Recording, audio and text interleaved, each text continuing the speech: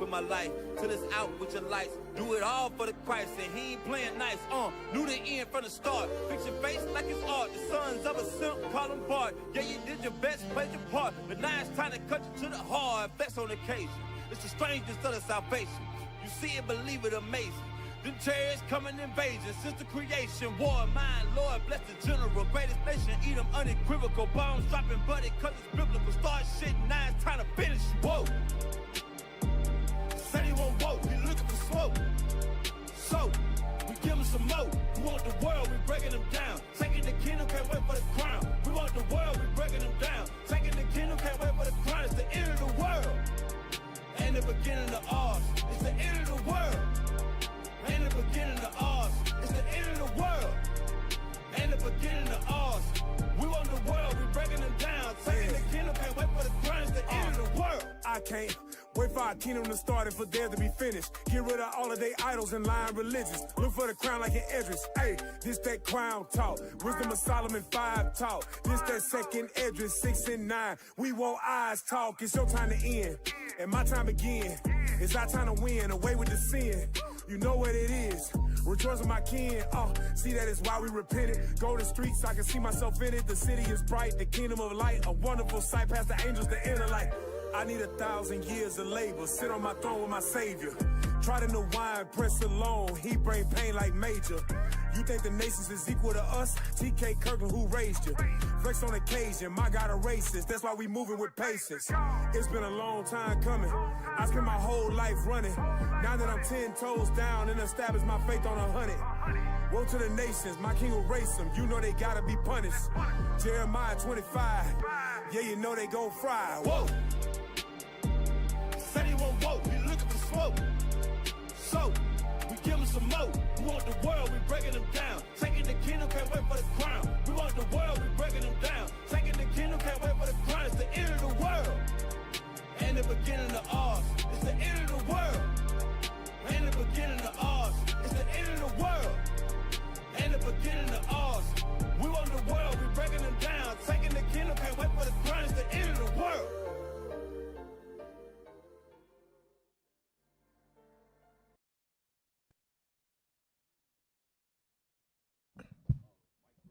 Test, test. There it is. Test. Yeah. Check. We in the building. Yeah. We in the building. This is going to be beautiful. Nehemiah Squad. It's going to be a beautiful day. Hit the bomb! Come on, Wow. Hey. Hey, Shalom family. Most High in Christ bless. This is the Nehemiah Squad.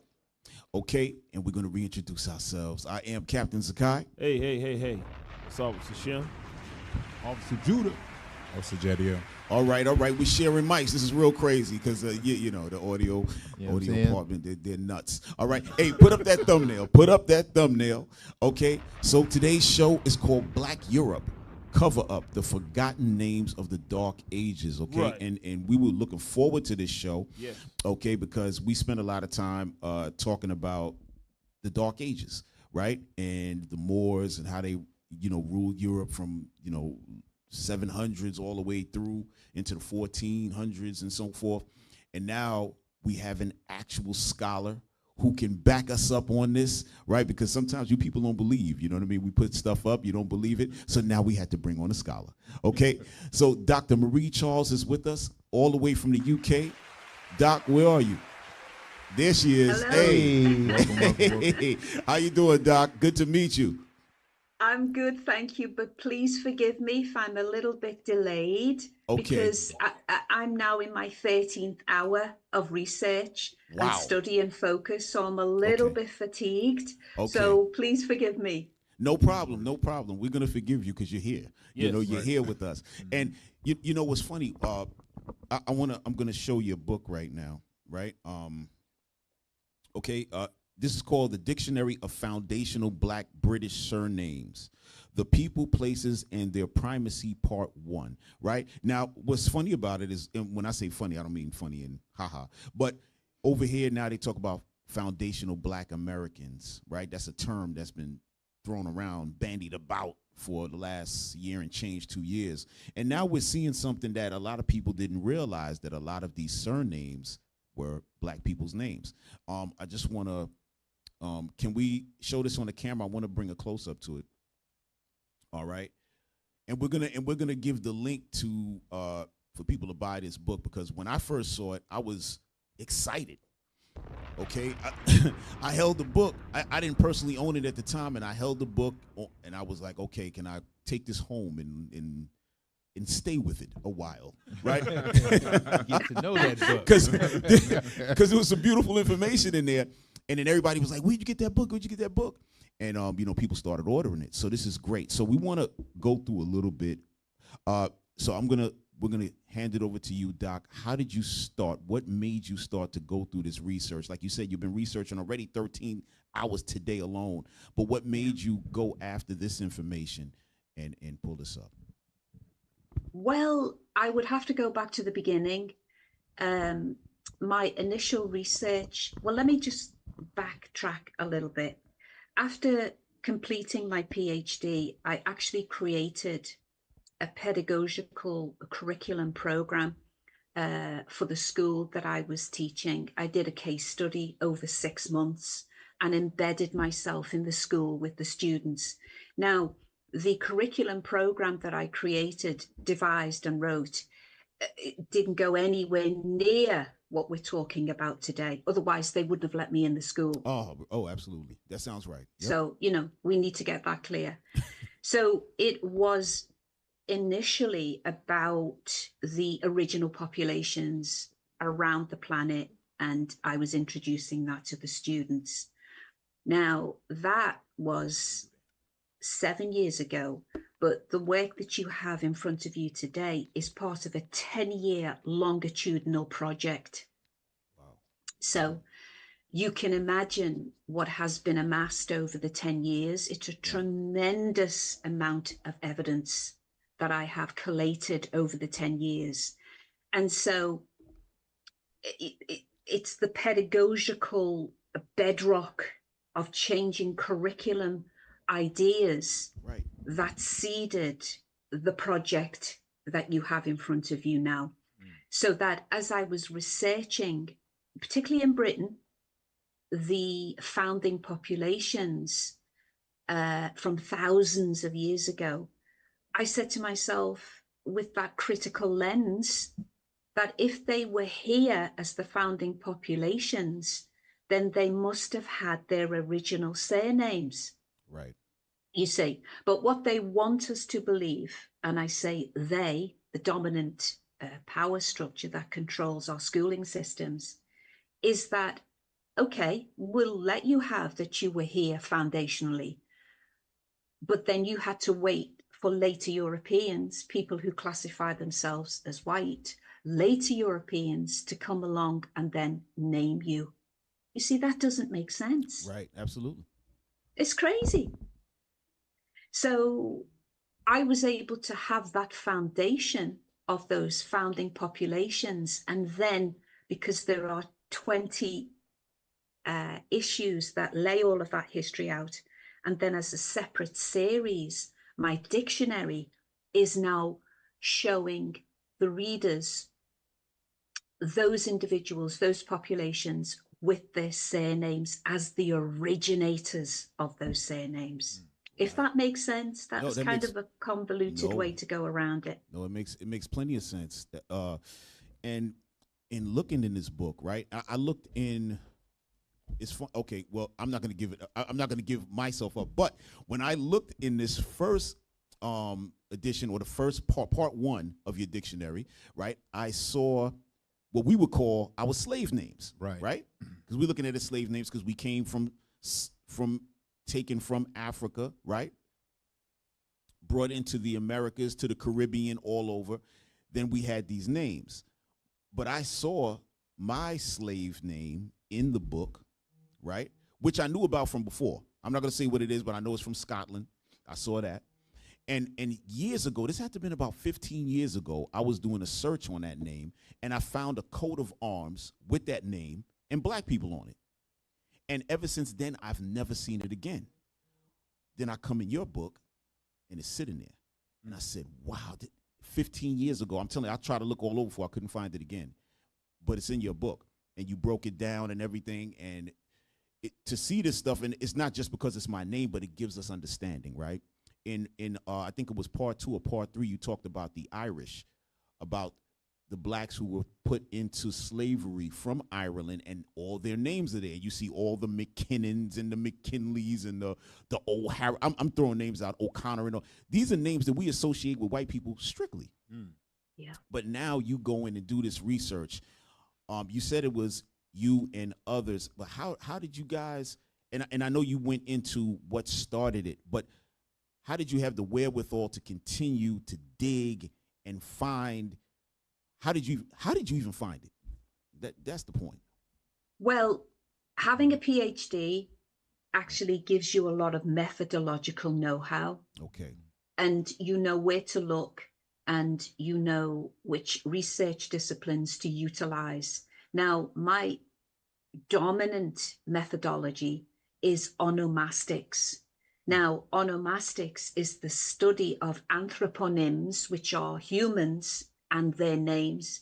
It's actually quite a beautiful methodology, and it's massively underutilized because it's usually in the wrong hands of individuals. But when you come with when you come with a pure heart and a pure intent, which is to actually rescue and recover the history, right, you're put into a complete flow state. And I know I did mention that this is part of a 10-year. I mean, I've been collecting this evidence for 10 years now, and it's now showing itself in the publications, but it's constant. I'm in a constant flow state. And when you are recovering bloodline memory, because that's what it is, essentially, bloodline memory, you are propelled and you just keep going. Right, absolutely. So here's a good question, right? And we pretty much have an understanding of what the answer might be, but we would love to hear it from you, because with all of your digging, you would have to have found, why was it hidden in the first place, right? Why is this information hidden from Black people? Okay. Well, if I may, please. As a researcher, you have to have so much evidence that you never put your head over the parapet. You never come out unless you have overwhelming evidence. Now, I don't just concentrate in England. I have, if I was able to show you, I have thousands of the original Black Germans. All right. The French, Belgium, the people from Belgium. Right. The Netherlands, Holland, Czech Republic. I basically have mapped out the whole of Europe, but I can only have that position of authority and confidence and assertion because I have all of these names, these crests here that fill my home. Right. It's kind of crazy. People have stopped coming to see me now because they cannot get through each room. Right. Oh man, listen. I would love to have been in the UK because we'd be coming over. Right. For sure. We'd be coming over. We'd be coming over. So now with all this, go ahead. I'm sorry. No, please. So excuse me if I may. When I was at school as a 7-year-old, I have a twin brother as well, and we were sat in the classroom as the only Black children. Right. And the first thing the teacher said was, "We're going to learn about slavery today." And all the children looked. I mean, people can recount the same tale as me. There's nothing unique about that. Right. But as a 7-year-old, to have your identity reduced as that was the start of your history, that's the point. It stays with you, those seminal moments. Yes. And so let's project 40 odd years into the future. I didn't know that I would be putting all of that history back together again. And it's those moments that you think, as a former teacher in the classroom, that our children they need to have true history being taught to them, you see. That's the point. It's so critical. No, that's the point. And once we have our hands on that kind of history, it changes the complete outlook of the child, right? Like you said, I remember being in school, the same thing. You hear about slavery, and then it seems like that's where you started. Right? Like you had no understanding. You weren't smart at all. Your people came here, and then you learned the ways of your oppressor, and then that's how you became what you are today. That's pretty much what's put out there. We do youth violence outreach and things like that. When we bring forward the what are the words? Not just the portraits, but the tapestries. We don't have the live tapestries, but the pictures of them.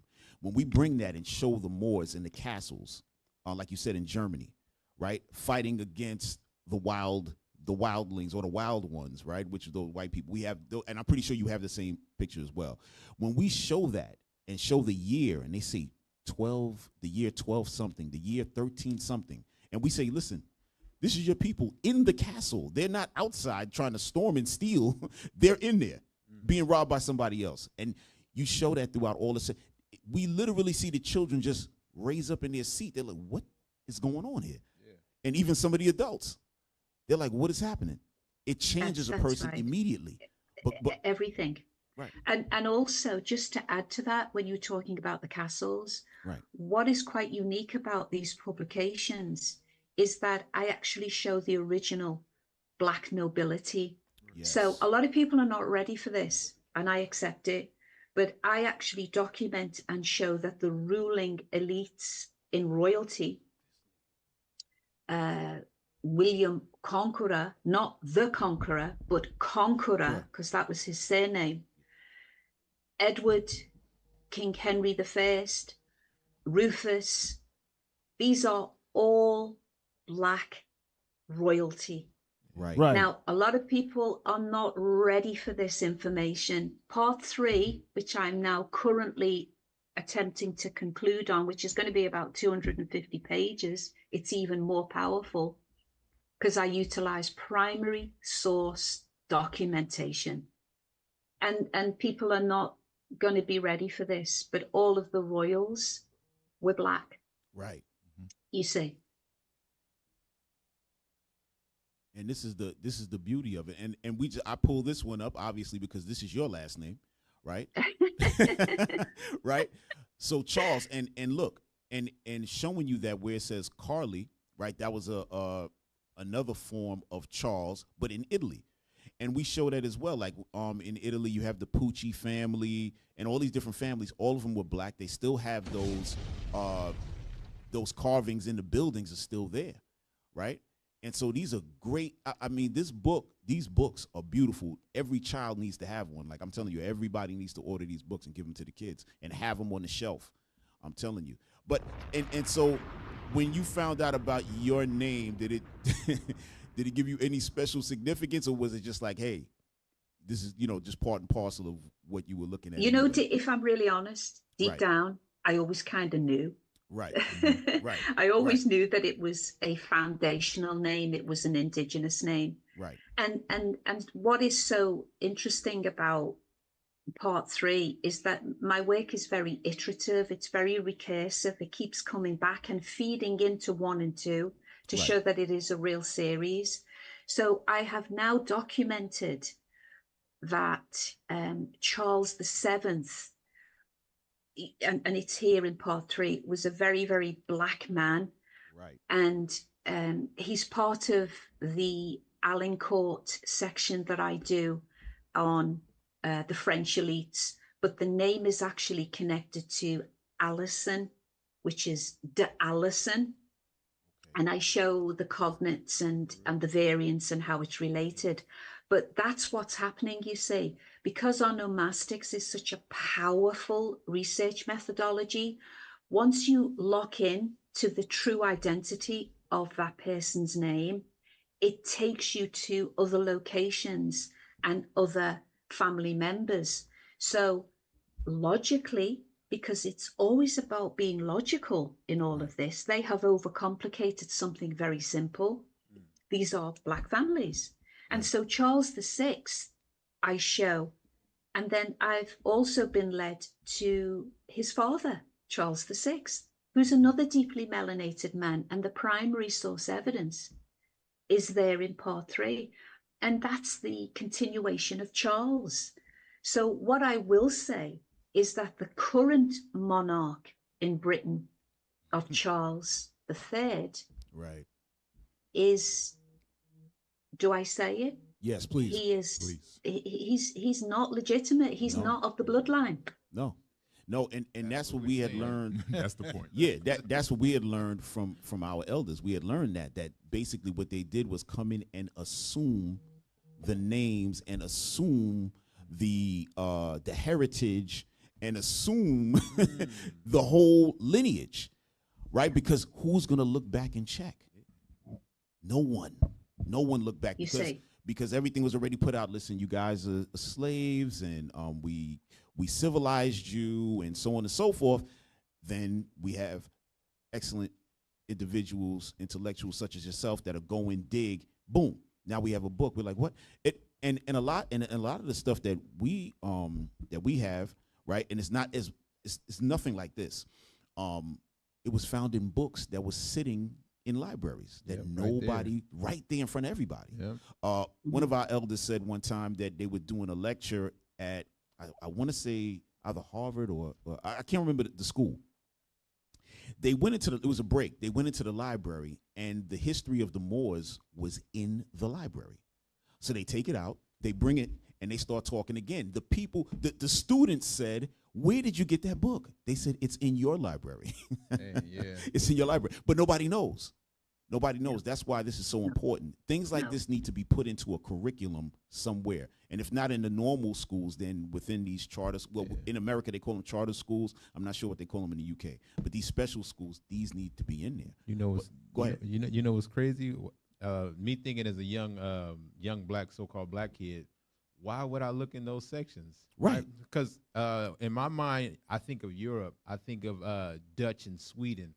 I think of white people. Right. That's what I automatically think. So when I'm searching for my history, even though it's right there in plain sight, I would never look in that section. I would look in, you know what I'm saying? I would look in the African history or so on and so forth. So like you're saying, when they'll be able to hide things in plain sight because they start us off with slavery.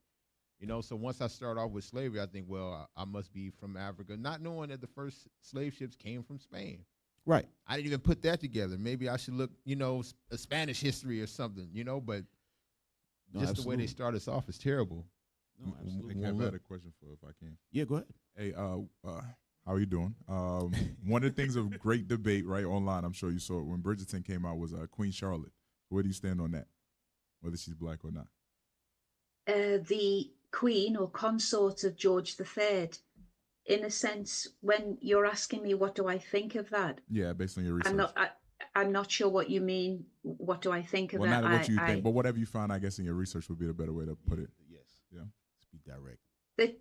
That she was totally in keeping with that continuation, those cultural black continuations of deeply melanated people as rulers. Now, there is a German connection, obviously, as with Mecklenburg, right? And we know that is another rich FB location region. You see, what the dictionary series is doing, it is coordinating and bringing together the melanated unity of Europe. Yes, there were lots of wars and issues with brothers and their rights to the crown and to the throne and all of that. But those political marriages that were happening were all between deeply melanated royal members. Right. And so Charlotte is part of that canon, you see. And she ends up in Buckingham Palace as one of the first residents with her husband, which is very important. Mhm. So for me, I'm not surprised, I'm not shocked, because my optics are constantly saturated with all of these melanated families, these medieval families that would then move into the 15th, 16th, 17th, 18th century.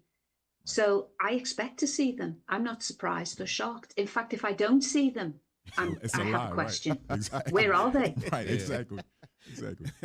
Exactly. We just want to read something real quick, right? We're going to read something out of the Bible, quick verse, and because this is what we do generally, right? When we do this kind of research, yourself, whomever, this is what we're doing. Job chapter 8 and verse 8. All right. This is the book of Job, chapter 8 and verse 8. Yep. For inquire, I pray thee, of the former age. Right. It says for inquire, meaning inquire, I pray thee, please, of the former age. Go ahead. And prepare thyself to the search of their fathers. And prepare yourself to the search of their fathers or your father. You have to go search that, right? And so that's what's happening. And we're finding out what? That our people were what? The royals in Europe, all throughout, not just Britain, because when people think of royalty, they think of just the UK, just London and so forth. But we're talking about the whole thing. Ireland, Wales. That was something interesting you had when I was reading the book. Listen, Doc, listen, I was with this book, hugging. I was hugging and snuggling with this book, right? No, but it's a great book. But just like, I don't even know where to go with this. Like, even in the history, like when you talked about with Wales, like you went through every place. Wales, in regards to Scotland,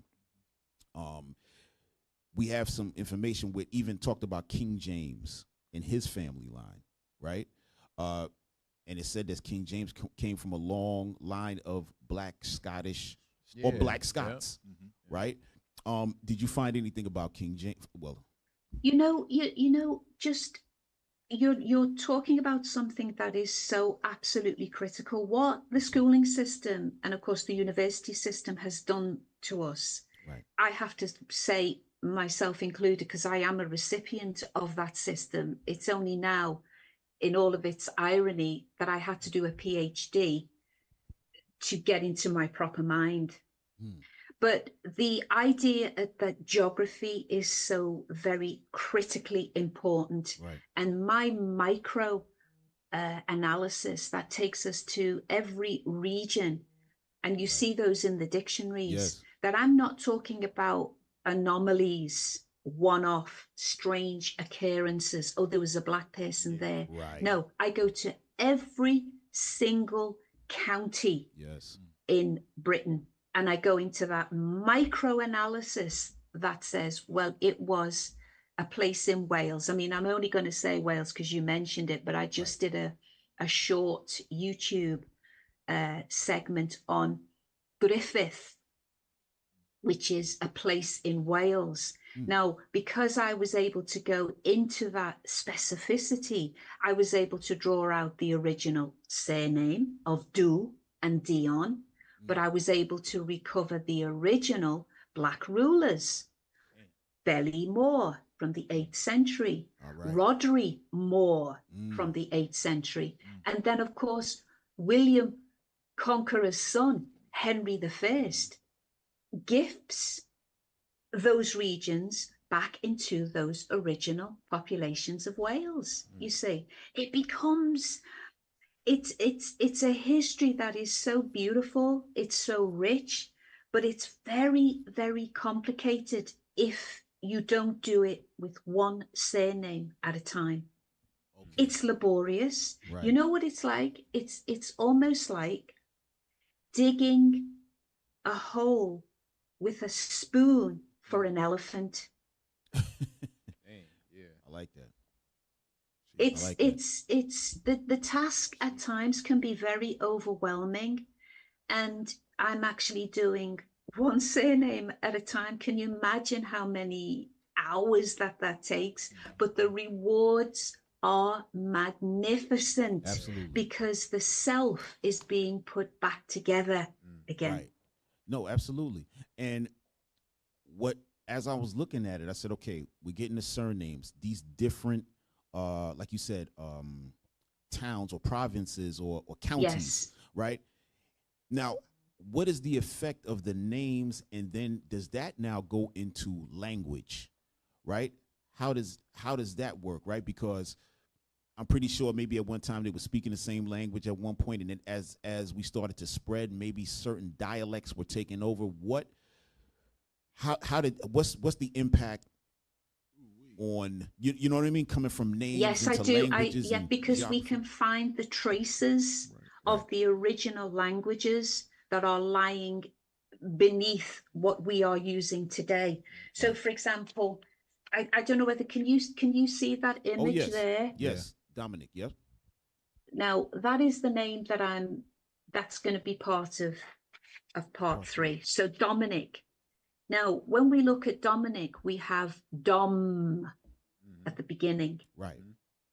And that sound, Dom, goes back to the sound of the Doomsday Book that William the Conqueror would map out the whole of Britain. Now, Dom means to judge. It's a judgment book. Wow. The judgment but it's book. also a survey of the land. Wow. You see, that's just one little example. And of course, Dom becomes Dominic, Dominica, right? And all of those variations then form. Right. So the traces are there. But if you're talking about the origin of particular languages like English and French, right, there is always a root, a stem, an origin, a beginning. And it starts usually with one word, a syllable. And you can find those continuities across the language. That's how you know that Black people are the original people. Right. Because that stem of a word can be found in France and Germany and Britain and Wales. Yes, there will be some vowel movage, you know, some variation, but the stem of the word is there. Right, right. And I noticed like some names were broken down into, let's say, for instance, I want to show this real quick, officer, right? Put it here, right? So, and this would be pronounced what? Carleon? Or Carleon, yes. Carleon. Okay, so when I saw this, of course, me being a fan of the movie Godfather, first thing I thought of was Corleone, right? I don't know if you ever saw that movie, but that was the name of the family, or the stars. The stars of that movie were called the Corleone. Now they were from Italy, right? And that was the name of the town. When I read down and it mentioned something about Rome in here, I believe. Hold on, let me just make sure I saw that correctly.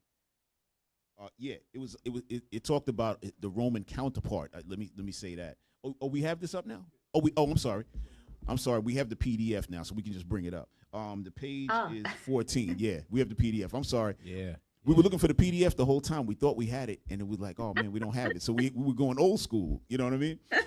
But yeah, bring up page 14. But when I see things like that, like Corleone, and these different names, and they would break down into different names, but it meant the same thing. And I said, wow. And I heard that sometimes, I didn't read it there, but I know sometimes the family would get so big that they would break off the name and just make a slight variation to show that this was this particular family, as opposed to, they'll know exactly who the head of those families were. So I didn't know if that was right. I think I'd never thought of it in that way, and I thank you for that. That is a wonderful example of the migration of language and how its original form, you can find it, because not only can you hear it, you see, as soon as you said that, Caerleon, and then we see Caerleon, something triggers, you see? Yeah. Because the language is embedded within us. That is the power of linguistics and onomastics. You have to just keep hearing it because it is triggering something. Mm-hmm. You had some? No, I'm just listening. Like as far as like the names, like my original surname was Morrow, and then you got like the name Moore and Morrison and Right. Morris. Like what I'm hearing you say is like some of the syllables may change, but it's the same root word. It's Moore. It's root word, absolutely. And do you know that your surname is such a powerful surname in France? I think I've probably got about 200 variations of your name, all with the original noble families that carried it, all over France. You see, and they would then move into Britain. Well, they would populate the whole of Europe, but they would move into Scotland, they would move into Wales, and they would become the foundational families from your surname. It's so powerful. Right. Right. It's excellent. Hey, and please, brothers, open up that book, the PDF. Let's just go to. Let me see. Yeah, I know. Go to you can start at page 15 or 14. I just kind of want to put it. Actually, go to 15 because we're showing right there. It's the family Abercrombie, and it has their castle and everything else. We want to show that. All right. Yes. All right. So Doc, when you were doing your research, you found out about this family. Then you realized. How did you find the info? Well, I mean, that's up to you whether you want to speak on that or not. But in regards to knowing, hey, this is the Abercrombie Castle, and this was the family that was connected to it, as opposed to, go ahead. You see, once you have the primary text of the visual, that is the original 12th or 13th century crest or the particular primary source that shows their face and their signs and their symbols, right. You know that when you go to the castle, because they always had a castle that related to their name in some form or shape. Okay. So the fact that that castle is still standing today, right, of course, traces back to the particular seal of the Abercrombies. Mm-hmm. But you see, what I'm finding is a consistent pattern and outcome. And, it's now well into 600 pages as I start to conclude on edition 3, is that many of these original homes and buildings and institutions that were created by these FBs are now in the hands of later Europeans. Now we know from the evidence, right. This is actually proven and documented, and that is in issue 14, that when many of those founding elites were shipped out on the forced migrations and the genocidal acts, that these soldiers were then given as prizes these estates and these castles and homes and institutions. And they would move in and assume the identity in many of the cases. Right. Wow, this is beautiful stuff. Go to page 19, guys. Go to page 19, and on page 19, what we want to show is just the shields, the crests of certain of the families. Okay, right. So this is the Andrew, right? It says Andrew and then Andrews, right? So Doc, what would be the difference between these two? Was it the same family or were they different? They would be multiple families sharing the same name, some variation with a vowel, but they were spread. And as you can see from my little code on my onomastic codes, that they were spread across all of those counties, and they were not only found in Scotland. Now, Andrews dominates Scotland, but we also know that it was found in Northampton as well. So many of these families would just move and migrate because it was their land. Right. No, absolutely. Guys, just scroll through a couple of the pages, please. right? Because it's showing now. This is a different one, like Doctor was bringing up. They're in different lands. So you have one in London. You have what we were looking at before. Like you brought out Hamptonshire. Yes. Yes. Okay, so this is all London, but this is just great stuff as you go through. Now, some of and then I saw that you had like certain artifacts. Were these artifacts sitting somewhere like in a museum? You know, I will let you in on one of my methodological secrets. Okay.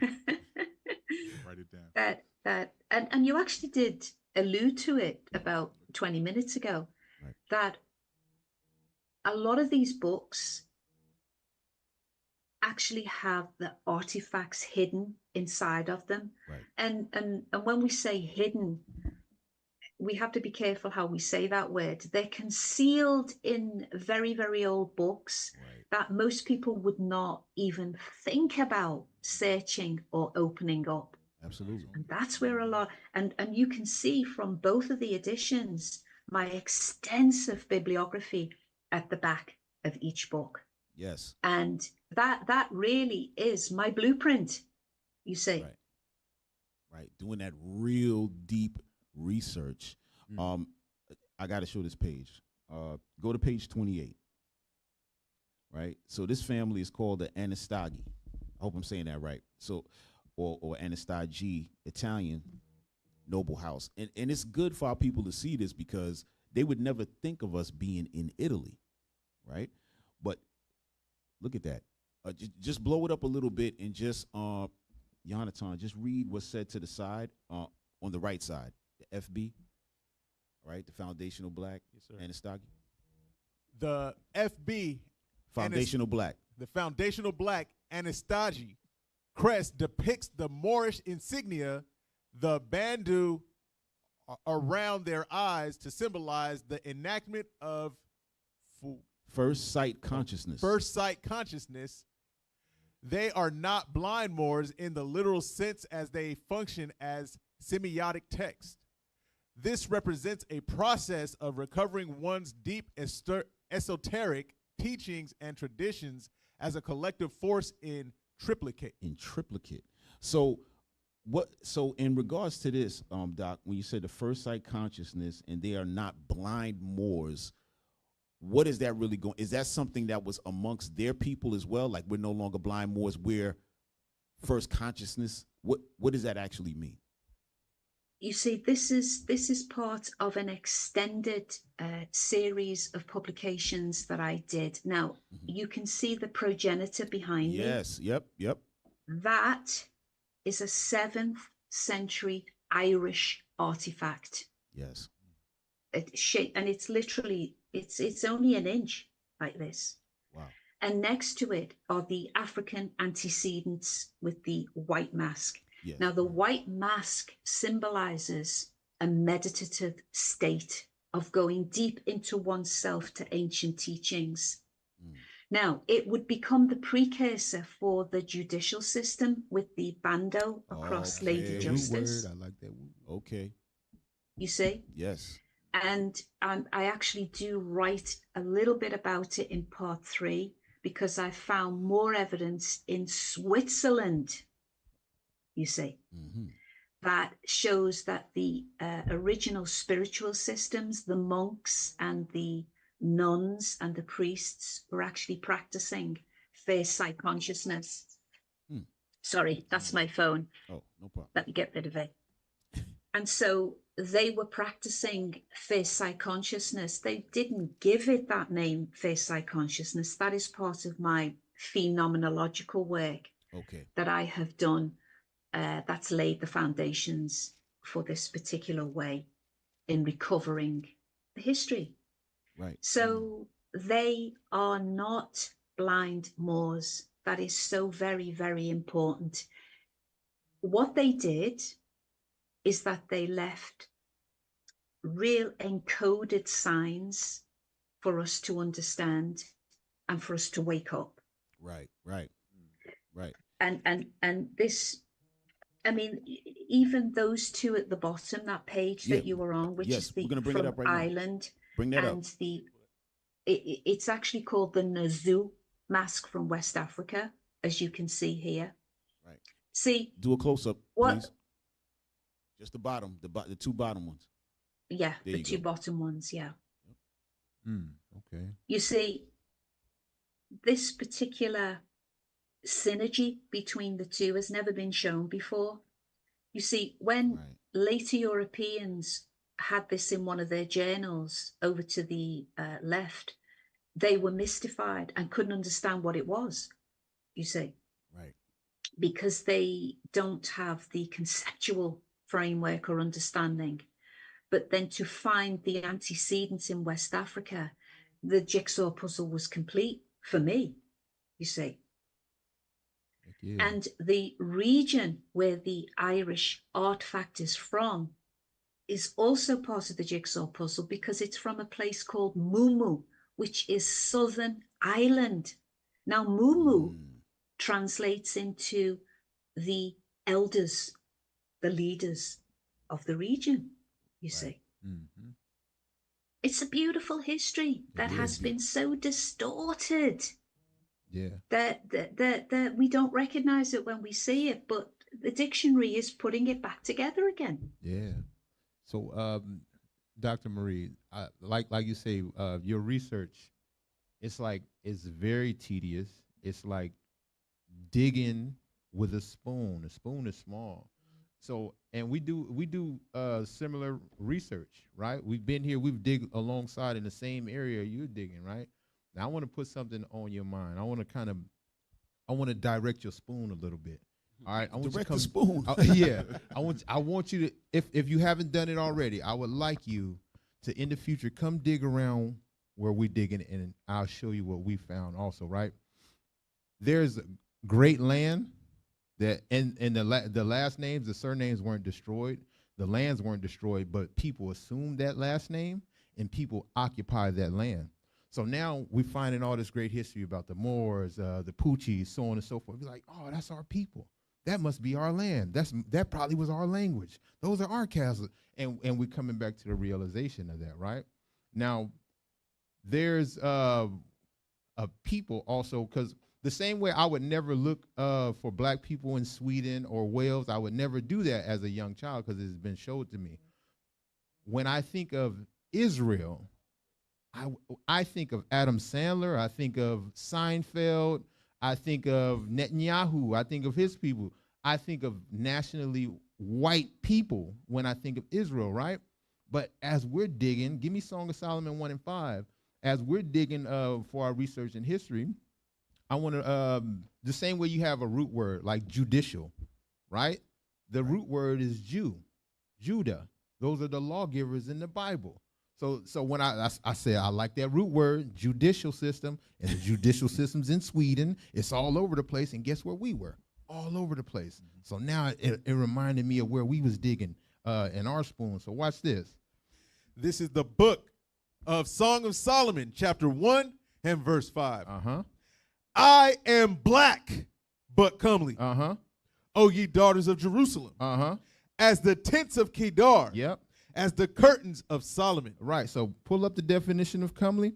And as we read this scripture in the Bible, King Solomon is saying he's black and comely. Right? Let's see what the definition of comely is. And then it says, O ye daughters of Jerusalem, meaning all the daughters of Jerusalem are black and beautiful. But the same way Europe was taken, and the last names of Europe was taken, the castles of Europe was taken, maybe Israel was taken. The last name of the Israelites were taken. The history of the Israelites were taken in the same. So it wouldn't be far-fetched to say the same person that did this over here would not do this here. It makes complete sense, right? So read the definition of comely. This is the definition of comely. Mm-hmm. Pleasant to look at. Uh-huh. Attractive. Oh, so when King Solomon said, I'm black and comely, meaning he said, I'm black and I look good. All the daughters of Israel are black and beautiful. So wait a minute. That leads me to think maybe this history was stolen. And it is the best history because these are God's chosen people. right? I don't want to destroy good history that I can assume and give to my people. Because the same way when you told me about my last name, I felt good about that. I was like, man, I had a royal family out there, the Moors, the Moros. I had no clue, and I felt good for like 30 seconds. You know what I'm saying? Like literally, I'm thinking how noble was. Oh, maybe that's why I feel the pride of this, that, and the third, and it got me thinking, right? So now, wait a minute. We are God's chosen people. We are the lawgivers. We are the. Watch this. Give me Revelations 1:14, because Jesus Christ himself was a Jew. Now, I just want, like I said, I want to just guide your spoon. If you have not been here yet, do some digging in this area, because the same way I would not research European history for my people. And remember, the field is big, the spoon is small, right? So just come dig in this area with us. Give me Revelation 1:14. This is the book of Revelations, chapter 1 and verse 14. His head and his hairs were white like wool. Jesus, this is describing Jesus the Christ, right? His hair on his head, it was white in color and woolly in texture. Now, when you look at textured hair on a human being, that would be known as an afro, right? White Europeans don't have afros. You know what I'm saying? Netanyahu does not have an afro. Yeah.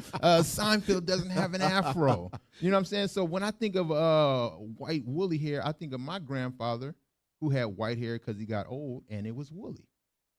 Right? So far, this is describing somebody with an afro. Read on. As white as snow. Uh-huh. And his eyes were as a flame of fire. Right?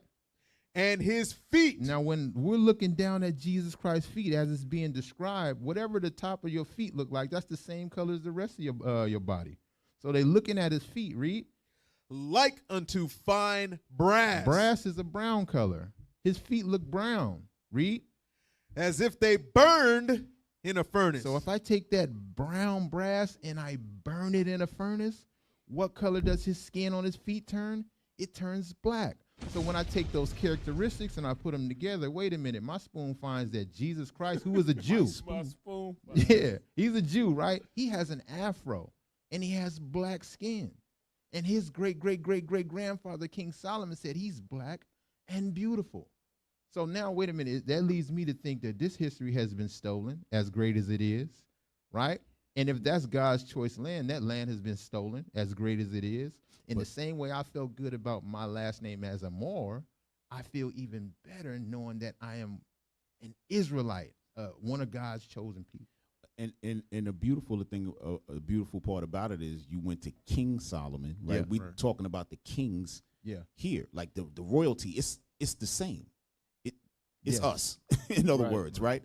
I want to pull up page 38. Bring up 38 because this is excellent stuff. Because now, as a kid growing up, right, you see all the movies of the Knights of the Round Table, things like this. I saw a movie called Excalibur when I was a kid, right? I loved that movie, right? But there was no black people in that movie, right? No. It was none, right? Then you find out later, wait a minute, that was us. Yeah, man. Right? Bring up page 38. Okay.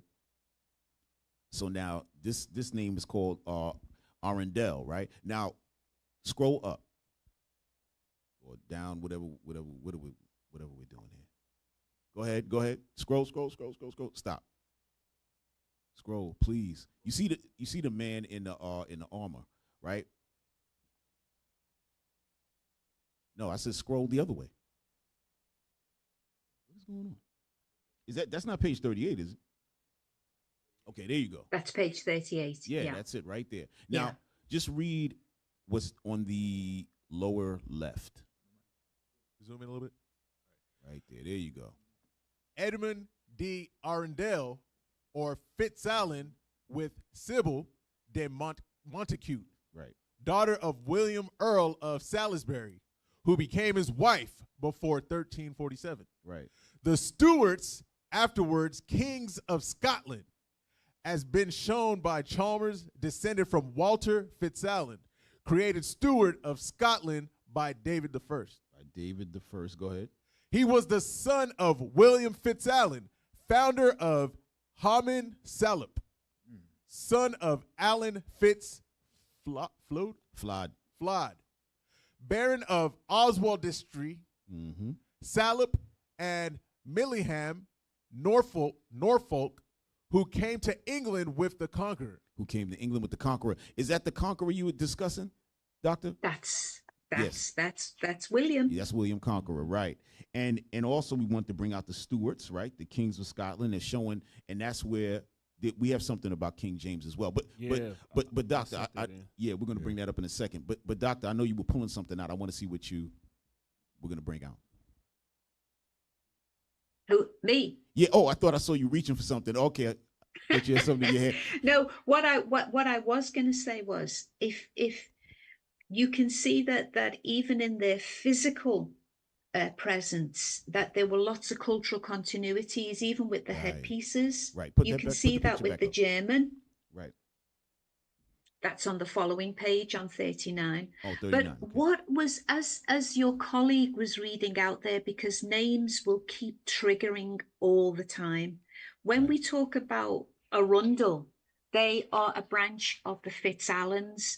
And what happens is, as you get into this genealogy, the branches become like a tree. They become so complex. And you find all of these other names and families that become the cadets or the younger branches. Right. But the FitzAlans, son of Alan, Alan this is where we get the name Alan from. Right. From the Normans, the French. And they are the elites.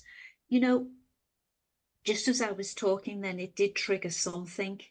What we have been strayed away from, that we think a lot of the wealth that came into Britain was solely connected to the proceedings of the slave trade. And what a lot of my research is actually showing is that the wealth was immense in the 11th, 12th, and 13th century from their own commerce and institutions and products that they were in charge of. So I had an example with William Conqueror, whose annual salary from the French government was £5 million. Now, I don't know what that translates to into dollars. Right. Probably about maybe the same. No, probably about maybe six. I think 6 million. Could be. I'll check it out. But I know the pound is definitely more than the dollar. So we're talking in the 11th century. So what we're actually saying is that would translate to billions. Right. Billions. Yeah, please. You see, if I could get some. He's coming up from France into Britain with billions. That's crazy. Right. In the 11th century. So we have to get our heads round. This is what they were working with. This is why they were able to have so many wars. This is why they were able to build such incredible infrastructure. Those noble houses, those stately homes, those manors, those castles, because it's coming up into the billions. Right. Wow. That's outrageous. Yeah. that seems right for a king. Mm-hmm. Yeah. Right? Billions seems right for a king. Yes. Could I get some, Cat, please? Yeah. Go ahead. You want to bring something? Yeah. Hosea chapter 3 and verse 4. What you're saying is in the Bible. I just got two things to show you out of the scriptures, because it shows you we had the wealth. Right, so the people that came and conquered us, you wouldn't go and conquer people unless there was something to gain from it. That's right. Right, so Hosea chapter 3, start at verse 4. This is the book of Hosea, chapter 3 and verse 4. For the children of Israel shall abide many days without a king. So the Bible prophesied that we would abide many days without a king. Go ahead. And without a prince. Come on. And without a sacrifice. And without an image. Right, we want to have an image, right? So what you're bringing back is the image that we lost. Keep going. And without an ephod. And without teraphim. Right, so this is prophesying about 1492, which, I have questions on, but the Renaissance era, as Europeans call it, right? They began to whitewash all the images. But something I want to point out here, right, is Malachi chapter 1 and verse 3. Come on. Let's just go to 4. for the time. So there was a time where Europeans had no money, right? They had no wealth. They were called the wildlings, as Cap brought out earlier. And so they were in a position of poverty, right? So the Bible prophesied that that would happen. We would lose our image at some point in time. And then this group would come and say this. Read it. This is the book of Malachi, chapter 1 and verse 4. Whereas Edom saith. Right. So I know in your research, I'm sure you've come across the name Edom and how it ties back to Rome, but not specifically us in Rome, another group of people, right? So this is going to European history in the Bible. It's documented. Go ahead. We are impoverished. They said we are what? We are impoverished. Right, meaning we have nothing. So the Bible prophesied that we would lose our king and our image, and this happened when they came in because they were in a state of poverty. They conquered us. Go on. But we will return and build the desolate places. Right, they returned and they started to build over the places that we were in. They started to take our images and change them. They started to build up the cities that they wanted to build up, but under our names. Go on. Thus saith the Lord of hosts, they shall build, but I will throw down. Read. And they shall call themselves, or they shall call them, the border of wickedness, and the people against whom the Lord hath indignation forever. Right. So the Lord is also frustrated with the work that they've done to erase history. But what you're finding is our history that happened before 1492. And a lot of time the disconnect for our people to the Bible or to their history is that there's a period where they came in, they conquered, they were impoverished, took everything, took the images. And for a lot of our people, they just start and go forward. But this is a great conversation because what it's showing is that the history that came before they were in power, 1492 and back, shows that we were the rulers. We ruled the earth once and we'll rule the earth again according to the Bible. Exactly. Right. Yeah. I mean, it's you mentioned that time, and I think a great movie to watch would be like Othello, right? Othello kind of is like a microcosm, right, of what happened, right? You have Othello. He's surrounded by white people at that time because now this is when the Moors' power was kind of dwindling, right? We're getting now wars were being fought all over Germania, Britain, all over, but he's not looking at it the same. He's looking at it as okay, we're all friends and everything, not understanding that they were looking to take over and get rid of us. And Othello is great if you look at it in a macro instead of looking at it in just like a story between him and his friend. I just want to go to page 40 in the book, right? Go to page 40 real quick, guys. Right, so still dealing with that family, Arundel, but now it's showing the castles, right? Just read what's in the middle, okay, where it says Edmund Fitzallen. Yep. Go ahead. Edmund Fitzallen, Arundel, was knighted in 1352 and owned numerous manors throughout the counties of Devon, Somerset, and Sussex. The Wallace family came. And hold on, I'm sorry. And not to mention, all of these names are still being used today all over. Yeah. Right? I'm pretty sure everywhere out here in California, in New York, where I'm from, all of those names are used. Somerset, New Jersey, Sussex, New Jersey. Like, that's all New Jersey stuff. But go ahead. The Wallace family came from Salop with the Fitzallens. Blakeway remarks on the name in the Fitzallen's charters as an evidence of the Shropshire origin of the latter sheriffs of Shropshire. And Eiton observes the name of Wallace as from Shropshire. The family of Wallace were tenants of the Fitzallens of Salop, for Roger Wallace in 1165 held from them. Right. So I just wanted the people to see the castles, what they would call the manors, right? And notice how these names are being derived from the other names. And it's just, it's just fascinating when you look at it. Now, when it says the origin, but can I just please jump in? Could I just say that I also, what I like to interject is the visuals of the later Europeans who are now in possession of those, and that's very, very important that we get those optics straight in our head. That they are the latecomers. You see, post that picture, and they are in possession of the estates that simply do not belong to them. That's the point. Right. That's the point. That's the Scroll, point. scroll the Yeah. other way. The other way, guys. Come on. Pay attention. There you go. That's a great way to say they stole it. So he is, what would be the polite word? Is he a He's custodian? a thief. He's a thief. He's a thief. Let's just put it the way it is. Yeah, he right now would be in court for being in possession of stolen goods. Goods. Right. Absolutely. And the page facing, which is very, very important, is that you see the original FitzAlan on his equestrian seal, and he is a melanated man, a black man. That's on You page see? 41. Go to the next That's page. 41. Yeah. You see? Right. And it's always the shield, which will give a clue. They were hiding a lot of signs and symbols in their armor and their metalwork, and usually the horse. The horse is a very powerful symbol that they hid a lot of encoded signs and symbols. And part 3 of the dictionary is replete with these signs and symbols, because in their arrogance, and I'm talking about the thieves, Right.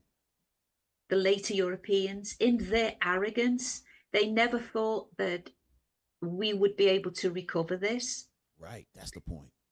You see, I mean, it's taken a long time to be able to put a coherent narrative together in these dictionaries, because, you know, if I was attached, if I could just state that this is very, very important. When you're an independent thinker, and you are creating a new genre, because this is what this is. This is a brand new subgenre that has never existed before in this dictionary format.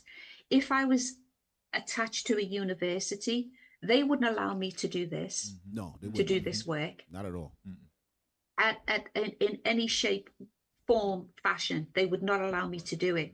So being an independent researcher, I have to be able to have the vision, to be able to see the completion of this project. And I also have to have the ability of the sheer stamina to keep going.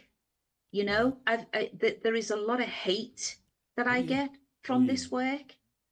I know I did, and also just to conclude on that, nobody's funding me to do this. Right. This is something that I have to do. This is part of why I did my PhD. But I just to kind of conclude on that point, I did a session for somebody in the UK, and if you could have seen the amount of hate that came pouring in. Oh yeah. It would, I'm not sure that it would blow you away. You probably are very aware of it. Oh yeah. But I was being called, I can't even repeat what I was being called. Really? But just because of truth. Right. Oh yeah. Right. The Bible says that. Am I your enemy? Mm-hmm. Because I tell you the truth. Yeah. Right. And that's what happens. Now that the truth is out, it's like, okay, you know what? We're making our, with these people are now going to become emboldened to step into their role and be strong in who they are. We did a show about South Africa and apartheid in South Africa, and Trevor Noah, the comedian, was bringing out that the people in South Africa, the Boers, or the white people who invaded, that they searched throughout the United States and all over the different places to find out how to make up the perfect racism, right? And once they found that out, that's how they conquered South Africa. I obviously mentally, right? You have to get the people mentally depressed, right, and oppressed. So that's what you're talking about. You're talking about reviving a people out of that, because that's the main piece to keep a people oppressed is the mind. Right, because physically, yeah, they could always jump up and kill everybody, right? But if you're strong mentally, now you don't really even need to deal with those people. Now we're just dealing with each other, building each other up. Look, this is our history. Right. This is going on. Now we're building from within and building us. That's where the hate is coming from. Right. That's where the hate is coming from. Yeah, absolutely. Because you're now in receipt of my work, that it is purely evidence based. Yes, I don't make any conjecture. I don't make any supposition. It is based on evidence. And yet it's not a hunch. It's not something I feel. It's purely clinical in the work that I do. I present the evidence and I document it. And yet, even when you come from that scholarly position, they have nowhere to go but to make it an emotional attack, because nobody attacks my work, Right. but they attack me on a personal level, you see. That's right. I suppose I must take it as a compliment, because they're kind of, they can't really go in at the work. Right. Now they have to say, well, how do we know that she's even smart? Right. Where did she get a PhD? Yeah, that's Who was her professors? Who gave her the authority? Right. Oh, that guy? He's the professor? Oh, yeah, he's always a drunk. He probably, it's going to be something. And another thing that's interesting, it's because I'm a female. Okay. And because how dare she come with such authority and confidence to speak about our history? That's usually in the hands of males who do that, not a woman. Right. But the problem is they'll try to, okay, yeah, it's the female. I'm not gonna that's probably a big part of it. But the main part of it is, why are you trying to bring this out and make us look like we're evil when we are? Right? You know what? Hey, that probably, it just so happens that our histories are connected. So when we uncover things about ourselves, we accidentally uncover something about them. You know what I'm saying? That's the point. So your research is not to say these are evil people. But then if you uncover, say, wait a minute, we the people of Wales. And then you look back at the people of Wales and who the hell are y'all? Right. That automatically lets you know that, oh, this place must have been conquered, so on and so forth. But it goes back to what Dr. Charles was saying. It's not emotional, right? It's going to be clinical. Yes. Right. So we're not calling somebody wicked because we just feel like it because we have nothing else to do. Exactly. We're looking at clinical, empirical evidence. Yes. And then we ask the question, who stole this? Exactly. Why is our name buried? You see, but you see what's so important? The question has now been totally reversed. We know who we are. Our question is, but who are you? Oh, see, now you're talking. Now you're talking. You see, once that question has now been reversed, and we are now in a power position where we say, the question now revolves around your identity, because melanated people are indigenous everywhere. Right. Everywhere. And I'm soon to get into Spain and Italy and can we get into Spain? The little spoon. Yeah. Can we get into Spain? But you said something, because when you look at it, right, a lot of white people look at themselves as being Aryan, right? Even that term Aryan is not indigenous to them. Nope. That term Aryan, I believe, is indigenous to the Persians and the East Indians. That's their terminology. But again, they went, conquered, and now we're the Aryans. That's what they do. We're the Aryans. Let's make the movie 10 Commandments. We're the Egyptians. Come on. We know that Ptolemy from Greece was ruling over Egypt at a time. That doesn't make Egypt black or African. The ancient Egyptians were Africans. Egypt is in Africa. What are we talking about? Right. Like the whole thing is just weird. Exactly. But once we get a hold of these maps and we start drilling into these areas with documented evidence, I want to know where they're going to go next. Right. That's my next question. Well, they're going to get violent. Yes. That's what's going to happen. Yeah. They're going to get violent. And that's what we see here in the United States. I'm not sure, you're doing a lot of work, so you're probably not able to pay attention to everything that's going on all over the world. But in the United States now, right, we have sort of on a precipice, so to speak, of a civil war, right? Not between black people and white people, between white people and white people. Yeah. Right? Because they want control of the country again. They want to get rid of all the Hispanics. They can't really get rid of black people. They don't really want to do that, because if we're not here, then there's no fun, right?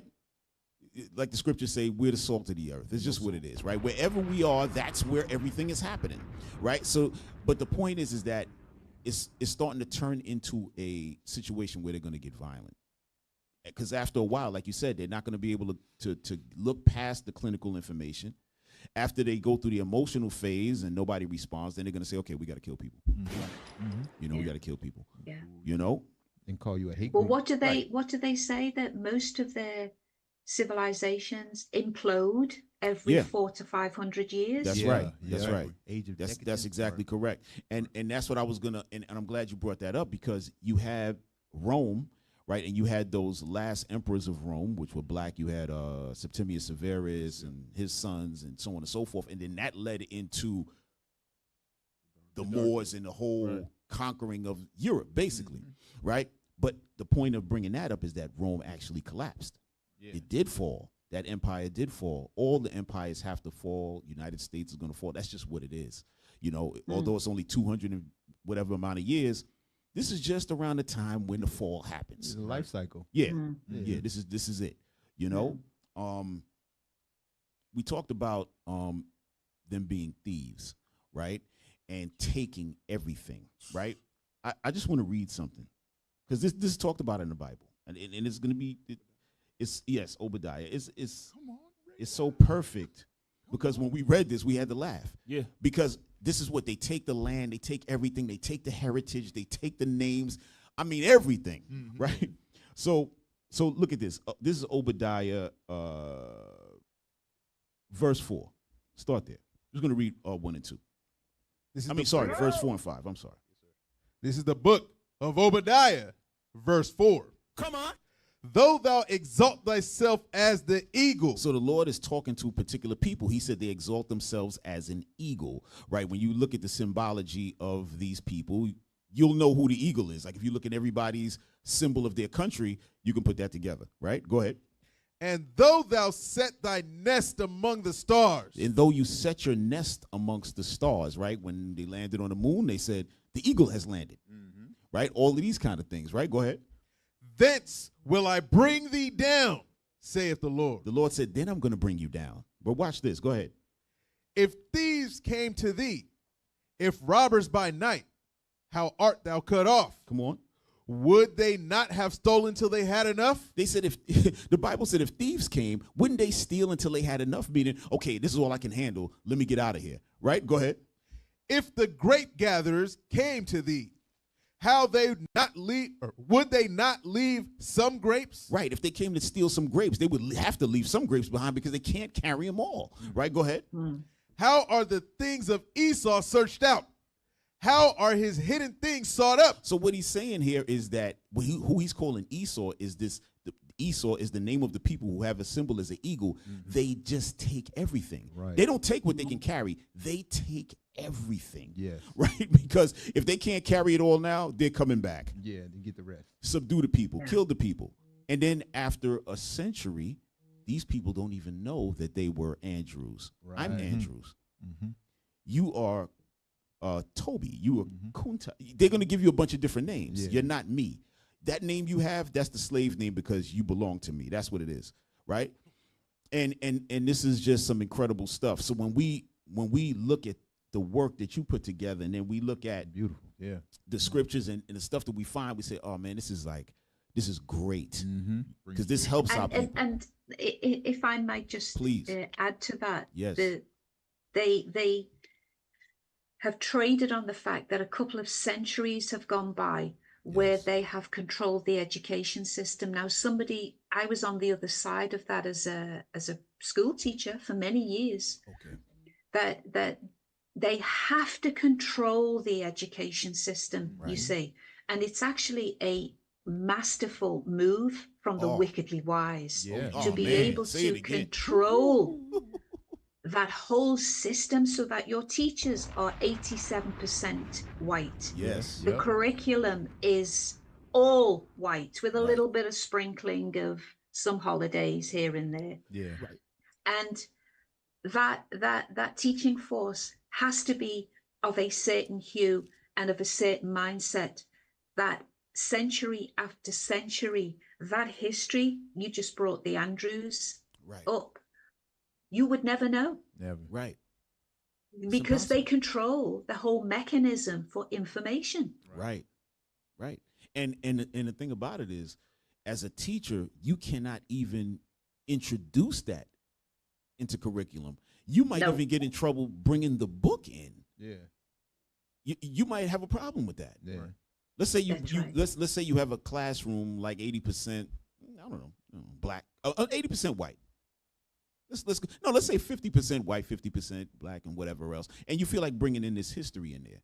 They're gonna go home, and maybe the white kids, maybe they don't even know one way from the other. They don't care. They just learning something like they learned everything else. They bring the book home. Parents are like, "What the hell is this? What?" That's it. Yeah. That teacher will be fired. That is a dose of reality. But you know what is happening? I get a lot of emails from parents who are saying, we absolutely love your work because we're showing it at home. Right. Those optics, those real historical optics to our children. Right. And they are reforming and reframing a true identity. Yes. But, and this is the critical part, we are teaching our children the strategies of safety, that they cannot go into the schooling system and say, but you're teaching incorrect content. Right. You have to be so careful. Yes. Now, I'm not saying that we don't engage in critical thinking with our children. That's very important, but we have to give them the strategies. You're making sense. That's reality. You see, my own brother was expelled from school. I mean, you know, I'm going back 40 odd years now, but he was expelled because he challenged the system. And they love that because they love to exclude and suspend and isolate our children, the ones who have the critical capacity. So we have to go in with some judicious thinking now to equip our children when they are in receipt of this evidence, that they know how to guide and speak and talk about themselves in a protective way. Right. That's why Paul talked the way he talked. Right. Because you couldn't, all the prophets talked the way they talked because we were under another nation's rulership. Right. So Paul couldn't just say the Romans are the devil. He couldn't just say that. He would be beheaded. That would be treason. So he would have to say, you know, the enemy, or, you know, wording is tact. The Bible say, be wise as a serpent, harmless as a dove. Right. So you're saying things biblically, not even thinking about it. You know, the truth is coming out, you know, and the Lord is telling us what's going to happen when you do these things. You're going to be under persecution. People hate the truth. Right. Can I read that? No. No, that's excellent. And you bring out an excellent point, because a lot of our children, right, that's what we do. We teach them. They don't necessarily go into school and say anything. Yeah. Yeah. They know what it is. They're like, okay, cool. And the other little kids, they might tell them, well, you know, that's not really real. You know, this is this. They just talk amongst themselves. But they're not in the classroom like the story. A teacher, I would have done that. I would have been going crazy in school. I'd have been like, you're a liar. I would have been done. We have to be wiser. We have to have some more strategies now in place. Yeah. That's so important. No, absolutely. Absolutely. Over to JD. I wanted to get Matthew chapter 10 and verse 27. Okay. Christ warned the disciples what the consequence of speaking the information he gave them at that time would be. So it's the same thing in this time, right? We understand that us as leaders, if we go out and tell the truth, there's a consequence. But the children, they shouldn't enact on that at the age they are, right? They should build. They should learn what they need to learn. So we always go over this. Read Matthew 10 and verse 27. This is the book of Matthew chapter 10 and verse 27. What I tell you in darkness, that speak ye in light. Right. So Christ would teach them at night, and then they would go out and they would prophesy what he taught them. Go ahead. And what ye hear in the ear, that preach ye upon the housetops. Read. And fear not them which kill the body, but are not able to kill the soul. And this is what we understand. They can only put bodies to death, but they can never erase history, right? The truth that you're speaking about, it never could be erased, right? It's impossible. In their mind, they thought they had the capability to erase truth. The Lord is telling you they could get rid of your body, but the soul and what you leave spiritually, it's always going to be here. The history is always going to be here, regardless of what they try to do. Go ahead. But rather fear him, which is able to destroy both soul and body in hell. Right, because we know the Lord has that final judgment for us. But the point that you're making is when it comes to this information, there's a price to pay for it, right? The more you know, it's not just you can know this information and go spread it without the understanding of what may come from it. But the reason that, and then yourself, the reason you're willing to write these books is because there's a love for your people there that exists, right? And this is what we teach to young children, love your people. But there'll be a time when this has to be taught, when you have to make sure that the children coming after you understand this. So for right now, they're quiet. Right. right. And you were discussing something about the maps, right? And as we were looking like towards the back, guys, bring up page 173. All right, 173, right? Because the maps, now, actually, man, there's some nice ones in there too. You know what? Bring up. Oh, you know what? Bring up 171. I want 171. That's the one. This is some good stuff right here. Okay. Yes, sir. Okay, so it's showing all our people. And now this is important to take a look at because you got UK, you got the UK there. You got Denmark. You got Latvia, well, Lithuania. But just look to where our people are. Just look where the yellow names are. France, Germany, like the doctor brought out, Czech Republic, Austria, right? Who would ever think that? But you know what? In Austria, you can understand with a name like Schwarzenegger, right? Straight up. Roy. That's black. Yeah. That's right. Excuse me? That's a real black name. Excuse me, say that again? Yeah, isn't that like Schwarzenegger? Like, that's like black. Doc, I mean, you can talk to us on the name, but when you see it. But those maps are absolutely critical because what I do, I never ever put a name down that I cannot chart or trace its migration from France or Germany. And that's why it's the spoon analogy. It's one surname at a time and following it around the globe. Yeah, right. That's what makes this work so authentic and powerful. That if I find the name, for example, if we go back to the map, you please. can see that we can take any of them because I'm actually dealing in thousands of names here now, so it's keeping track of it all. Right. Obviously, the main source is Normandy. The Normans are moving up and they are providing the surnames. But what is so interesting, if we take the surname Bangs, Bangs, that name finds itself in Denmark, but it's from the UK. I'm not quite sure which county it's from now. I'd have to go back and have a little look. But it's always coming up from the continent and moving into Britain, which is very interesting because in their arrogance, white people think that they are the holders of those surnames and they're moving down the map when it's in reverse. It's coming up from black people into Britain, and those white people would then assume those surnames. That's what happened. Right. And that's what the history is showing. Yes. And they take all of the greatest parts, right? Because and the Bible talks about that as well, meaning that they will have all of the best places on earth, but they get it by the sword, meaning they get it by killing, right? It tells you that in the book of Genesis chapter 27. It goes into that, right? The Bible's an excellent book because everything that we find out about in the secular, right? Let's just say this is secular history. We can find something in the Bible that corroborates the history. We're like, oh my God, this is crazy. Like earlier, the brother was asking about Queen Charlotte, and I see on the bottom of the page you have Queen Charlotte coming right out of Mecklenburg.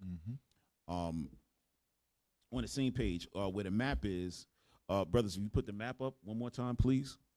If That's you can right, Mecklenburg. Yeah, that's their home. Right. Scroll up. There you go.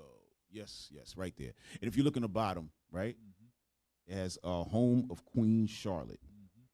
right? And then it references, I guess, the book where you got it from. See issue number 16. Well, no, those issues are my missing faces in teaching issues. Okay. That, yeah. So it's almost like a secondary source that confirms that statement. So those statements at the back operate as a sort of index, like a comprehensive index. Yes. And then they take you back to my other research. So issue 14 deals with the Irish and Scottish forced migrations and all the Irish settlements. So when you see issue number 14, it is always referring back to the Missing Faces in Teaching journal. Do you know, just as you were talking then, things come back into my mind. One of the most powerful names that I came across, and it's actually a set of color names, like brown is a form of Brunn, and that comes up from Germany. Right. But it's also the names white and gray are these are 12th century priests that are coming up from France that find themselves in Britain, and they are deeply melanated individuals. And what the research is now securing is that those spiritual systems and those first religious houses were set up from the French moving up into Britain. And to fast forward, what Henry VIII does in 1536 to 1543, he has a dissolution act where he closes them all down. Mm-hmm. Now, what my research is showing is that those hundreds of religious houses and monasteries set all over Ireland and Scotland and Wales, is that they were totally self-functioning in terms of their wealth. They were trading across Europe with their goods and accruing lots of wealth. And he came along, Henry VIII, and said, I've got to shut this down. I want all this wealth to go to the crown. Wow. And that's what he did. Now, I have to do a little bit more research to corroborate it, but I will reveal today that Henry VIII was probably black. Yes. Yes. And we know that we have people who are not loyal within the race. We know that. Right. And he was a dissident. He was probably one of those individuals. So he wasn't a good guy at all. Right. Right. And that's important to bring out too, right? When we're talking about these people, we're not talking about them as if they're the saints of, of planet Earth. Right. Right. These are they're pretty rough. They're rough characters. I've got to tell it all. Huh? If I've got to tell it all. If there are some baddies in there, I can't ignore that. No, not at all. Not at all. I would venture to say that most of them were baddies. Mm-hmm.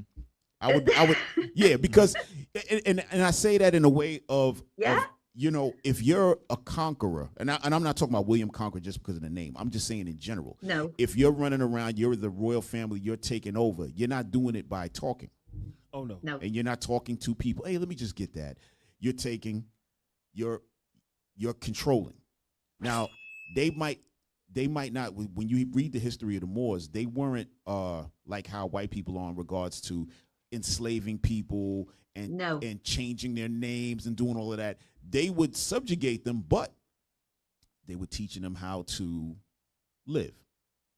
Now, this is a real thing. This is how come they were saying that they civilized us. In reality, we civilized them, right? How to live, so on and so forth. They were free to move around to a degree. But black people were ruling. That was just what it was. It wasn't, okay, now we're going to whip you and beat you and change your name. Now your name is our name. That never happened. No, but just going back to William, and I think there was lots of jealousy and sibling rivalry. Right. The history is showing that they were kind of throwing each other under the bus. Oh, yeah. You know, there was a lot of that. And we know that Henry and Rufus, as brothers, that there was some shenanigans going on with them. And Rufus, you know, is ultimately murdered in the forests, gets an arrow in his eye and so on. But there had to be some complicity on the side of the ruling elites for that complete takeover. Right. And Henry VIII is one of them. Right. And I am going to bring this out more as I get into, possibly part 4. No, that's gonna be beautiful stuff. We just want to we're gonna bring this one thing up with King James, just because we spoke about him earlier. Right. Brothers, just go to class content. It's the very last thing I posted in there. Okay, there you go. All right. So this was a book that we have. It's called The Negro Question, Part 4, The Missing Link, by Lee Cummings. I'm not sure if you know about this book, Doctor. You might. I have all of his books. Okay, there you go. I just said that because I know you probably do have all of them. but I said just in case, right? But it says so in this one it says King of Scots, right? And go to the page, and then read that thing. Image location, New College Library, Edinburgh, United Kingdom. I know that this image of a black King James can be a little confusing because of your Western education. Mm-hmm. But this is the truth that is known by the rich and the elite in the world. That was the reason I paraded all of the English historians and professors before you before I got into the bowels of this book. I had to get your mind ready to receive the truth. King James came from a long line of black Scottish Stuart kings. 343 years of rulership in Scotland. Go ahead, read the rest. The Stuarts not only ruled in Scotland, they ruled France, Spain, Ireland, and England. Go ahead. Britain, Wales. Right. And so these are all the places that Dr. Marie is researching. Yeah. Right? So, and we saw the name Stewards. We looked at it earlier, right? That was like around page 14, 15, somewhere in there, right? But we just showing you what this scholar got out of it. Doc, let me ask you, have you been able to meet, I don't know if some of these people who wrote these books, if they're still around, were you able to meet any of these authors of any of these books that you might be? No, not at all. Right. Okay. Not at all. Okay. No. Okay. And I mean, many of them have passed on now. Right. That is for sure. Right. But no, I haven't had the pleasure of meeting any of them. Okay. I have to say my conversations are pretty tight in terms of who I speak to. You are probably you're part of that very small canon of individuals that I speak to. Okay. We appreciate because you have to be very selective in who you actually speak to about this research. It's not for everybody. No. You have to have a grounding like you do yourself. You have to have a foundation of real receptivity and understanding. Right. You know who you are. Right. That's why we're able to have this conversation. I'm not fighting or resisting against anything. Right. Your conceptual framework is firmly in place. Right. And I'm sorry. Go ahead. Finish it. No, please. No, because I was going to say, generally people get angry and upset because it makes them feel like everything they've learned before is a lie. Right. And then they start to question themselves. But that's what you're supposed to do. Right. You have to question it. Right. Because we had no clue. Right. Before learning any of this, we're of the mind that they are the knights of the round table. They are the kings and queens, so on and so forth. We didn't have that. We stem out of Africa, and then that's it. And our history is lost, and we don't know who we are. Then we started to come. Now, when we learned, we said, okay, this makes sense because why are we so damn smart? Now, I don't want to be. Why are we so smart? Right. Yeah. You know, even if they taught us something, that would just mean that we learned something. That wouldn't mean our critical thinking still shouldn't be where it's at. Mm-hmm. You can't teach that. That's something from within. That's your blood, like you said, the bloodline. So from that, we understand like how we move as a people, things like that. Our just overall gifts and everything. Right. And you see it amongst these people, you know, That's but right. it was their time to rule. You know, the Lord put an end to it, just like he does put an end to everybody's rule. He put an end to that rule for whatever reason. But now everything is resurfacing. You're so correct. It's all this renaissance that we are experiencing. You can't stop it. No, it's out there now. It's right. Just as you were speaking though, and you said, why are we so smart? Right. This idea, and it kind of does infuriate me a little bit when I think about our children who they put out in the mainstream cannot read or struggling readers. Right. If they only knew, our children, the foundation and the emergence of literature, that I'm now documenting this, particularly in part 3, that all of those institutions and those universities were seeded by the original priests.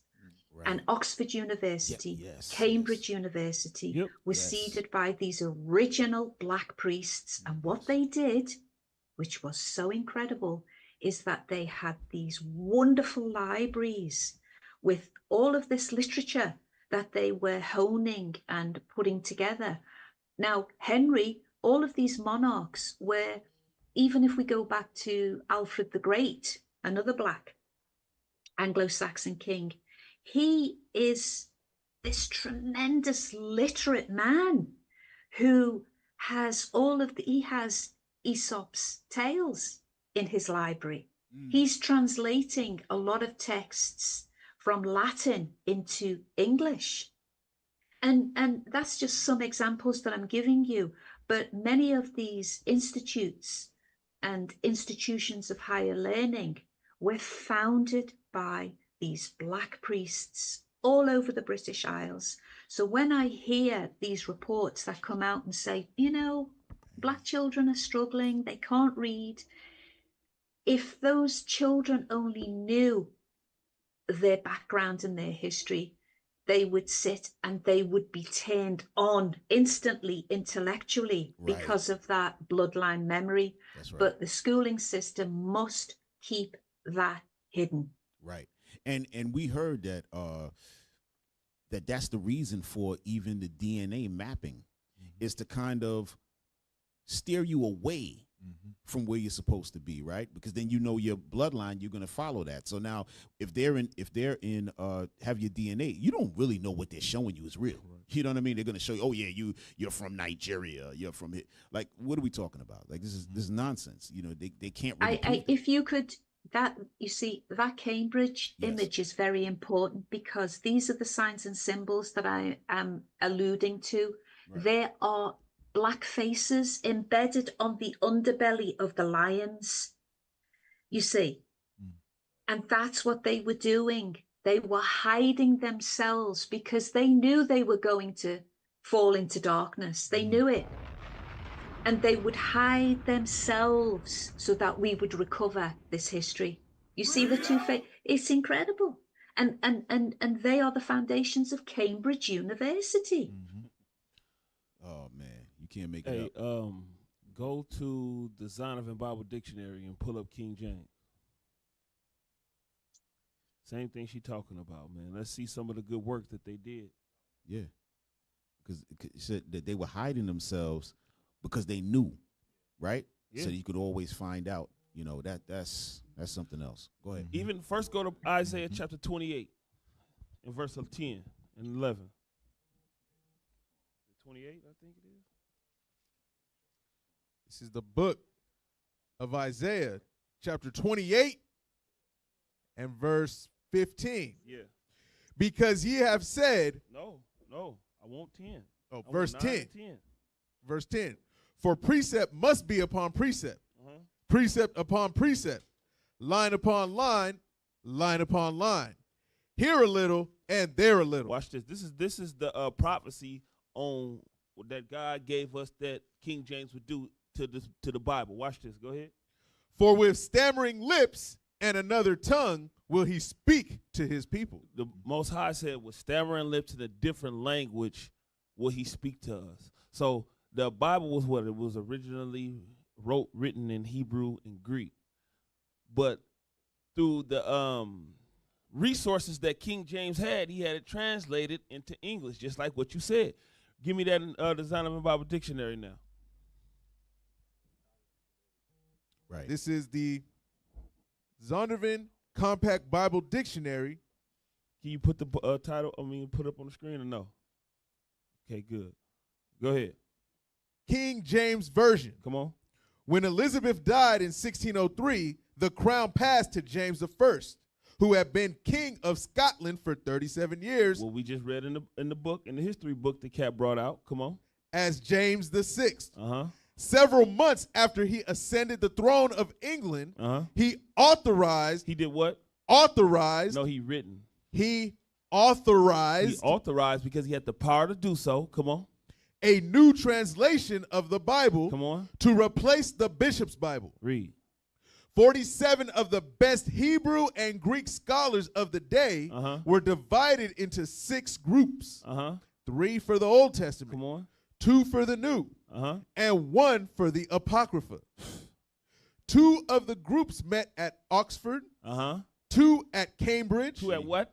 At Cambridge. Wait, you mean to tell me that them people was black and looked like us? Right. Right. That's the history that we bringing out, and all of this stuff is biblical prophecy that was bound to happen to wake our people up in the latter days. Yeah. So what? That wicked man to be revealed, like it's saying 2 Thessalonians. Yeah. But, hey, drop that. Why is that compact thing still up there? They're crazy. But you see, even the Bible dictionary was telling you that these things were happening in Cambridge, in Oxford University, where our people were. Like this is like beautiful stuff. Absolutely. You know? It's the synergy. That is incredible. Wow. I love that. I just took a shiver when he said Cambridge and Oxford. Yeah. Ow. Yeah. This is all of the scriptures. It's there. Yeah. This is our history. Right. You know, what they say is knowledge is power. Right. Yeah. With this knowledge, we can bring the power back out of our people, and that's the goal. Yeah. The goal is to bring our people out of this dead state of mind. Right. You know. Right. And as we move forward, right, and you have a lot of people creating schools, stuff like that, right? Independent schools. Books like this have to be there because you're not under the auspices of, let's say, here in America, like the Department of Education or right. So you can have these books in there, because they want you to fulfill a certain curriculum, right, in order to be a graduate. No, that's fine. But like you said, yeah, we'll do that work, right? They have to learn math. They have to learn certain science. They have to learn certain history. But guess what? This is going to be there. Right. No. This needs to be there, right? And others to let our kids know, hey, listen, this is where you come from. So although they're not going to take a state exam or a nationwide exam with this stuff, they're going to know inside, who they are as a people. And it's so interesting when you and I know that I can probably relate to you when I say this, but once exposed to this, you're never the same again. In a good way.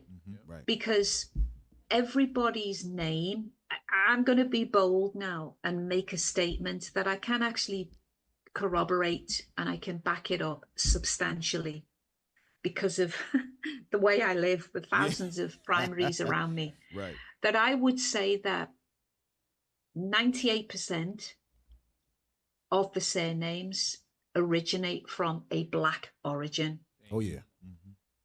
And that's an incredible statement to make, but I can say that because of all of the evidence and the research that I have done. And this is going to sound so flimsy and irrelevant, but even when you're watching shows like Judge Judy, I do sometimes just to decompress. Yeah. When the litigants come up and their names come up, I am transfixed on their surnames because most of the time I have a primary evidence to substantiate it from either Germany or Denmark or Britain. Right. And it's kind of a research exercise for me. Right. So these programs in real time are showing their origin. And most of the time, the black individuals who are coming up with the surnames, they don't know that they are the true holders of the surname. Absolutely. They think they have a slave name. Now, just to clarify, They did become slave names, clearly, as history took us into that period. Yes. We have to not confuse that aspect, because what they removed was the foundational history, so that you didn't have that background Right. information to say, Right. but actually, no, that name is 1,000 years old. You see, they took that history away. But in the 15th and 16th century, when that slave period was in full effect, there was nothing else to base the language on, so that you saw the white person with that name, not knowing that it was from an original black origin. Right. Yeah, when you You steal see. everything. And the dictionaries are filling in that gap. Yeah, when you steal everything, and you control and you have the power to do so, ain't nothing really nobody can do about it. Give me Job 9:24 right quick. Watch what God said. This They is the confused book. everything. The word devil means deceiver, and they deceived the whole world. Watch this. This is the book of Job, chapter 9 and verse 24. Come on. The earth is given into the hand of the wicked. The power of the world is given into the hand of a particular wicked people. We read who the wicked was earlier in Malachi 1 and 4. It's the nation of Edom, the so-called white man. Go ahead. He covereth the faces of the judges thereof. And this man, he covers all of the faces of all of the people that were prolific in the world. Just like we going into all of the last names that we had. They conquered, took the power, and then painted themselves as that people. Go ahead. Right. If not, where and who is he? And if he ain't the one that did it, show me who did. Point me in the right direction of who did it. You can't, because it's written all over their face. Painted on white. Right.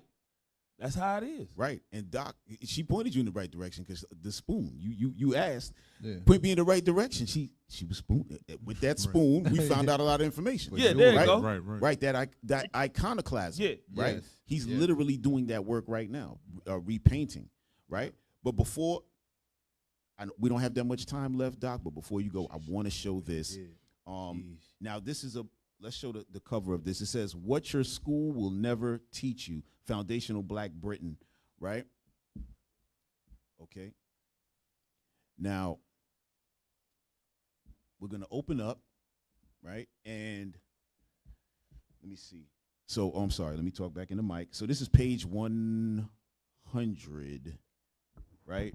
No, this is page 101. Okay, I'm gonna read the bottom of it.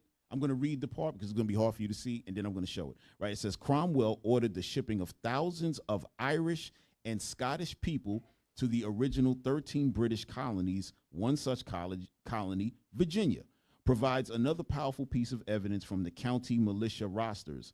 In DeWitt Boxstruck's 1998 seminal text, Virginia's colonial soldiers, he lists hundreds of soldiers in 1755 by their skin color, nationality, and surnames.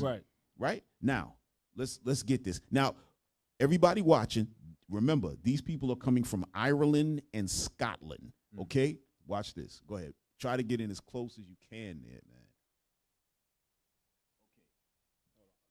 Okay. Got it. Okay, here go the mic. Okay, look at that. Look at the first. James Frazier, 5'9", dark, 35 years old, Highlander, farmer. James Conway, 5'8", brown, 40, Irish, shoemaker. Samuel Tate, 5'9", brown, 24, Irish smith. So what they're doing, they're giving you the look, the complexion of the person, right? So a brown-skinned guy, one is a little more darker brown, but they're giving the age, they're giving where they're from, right? And what's their profession.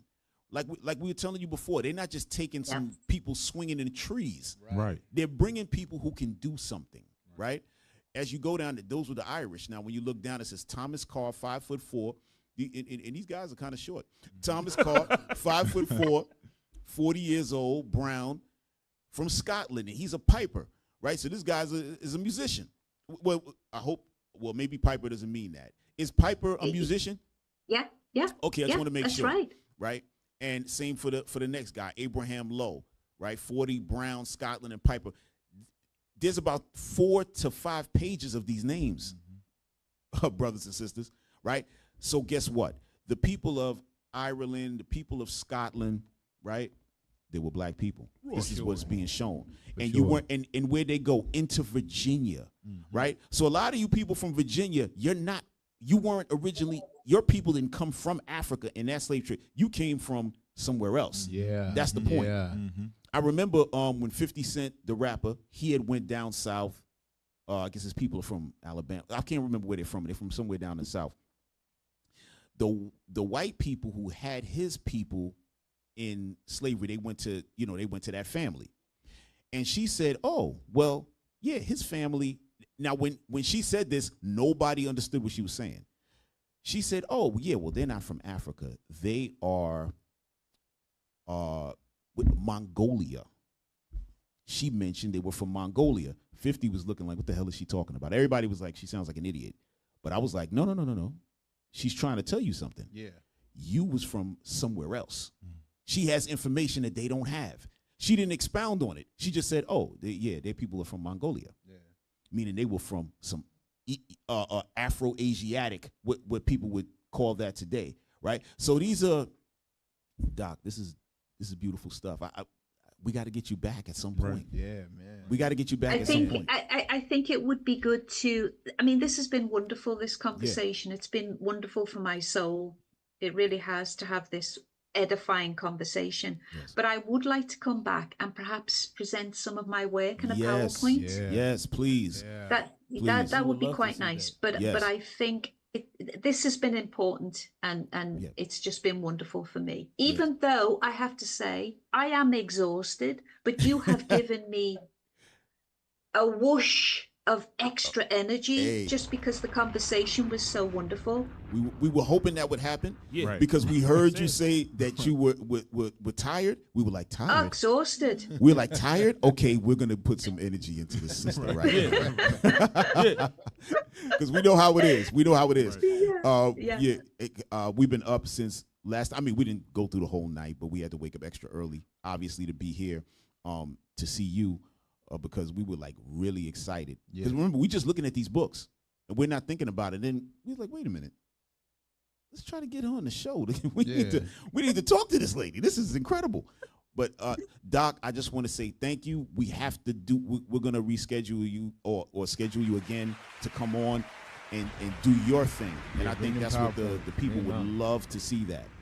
What would be great, I can say this provisionally, wouldn't it be great if I could come on and perhaps do a brand new kind of revelation or revealing of part 3? Oh, yeah. It's so powerful. Excellent. When are you going to be done?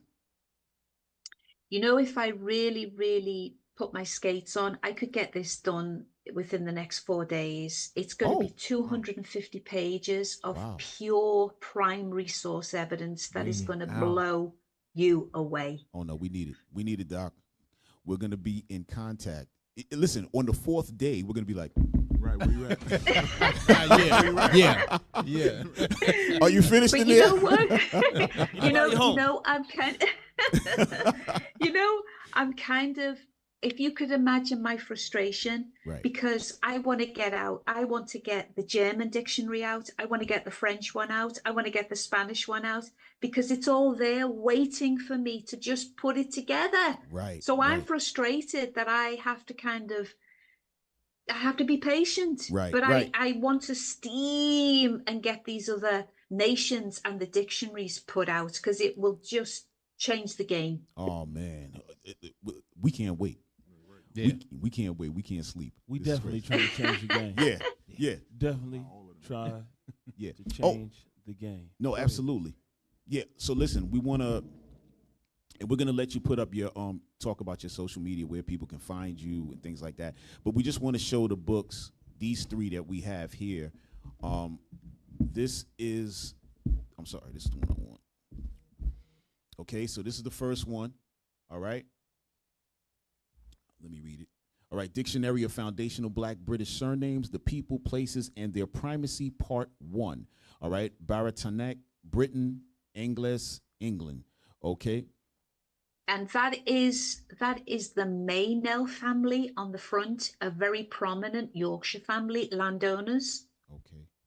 Okay. And then there's a part 2. The Coopers. That's the Coopers. Okay. All right. So this book has the same name. Okay. It just says part 2. All right. And we will let you guys know where to get it. And this one is What Your School Will Never Teach You. Okay. And that is the Irish family, and that name has gone now. So the fatigue is really coming down on me now. That's all right. That's all right. So what is your because we'd like to put up do you have a social media handle? I have I'm on YouTube. I have my own channel, Dr. Marie Charles. If you just put that in YouTube, that will come up. That has a lot of the earlier videos. There's a lot of onomastics in Europe. Right. Czech Republic is a good one, Germany, and so on. People can contact me if you'd like to send me an email. I'm at YellowAugust at there we go. There you go. Brilliant. That is the YouTube channel. And you can send me an email at YellowAugust@hotmail.com. Okay. And that's, and of course, all my publications are available on Amazon. Yes. Yep.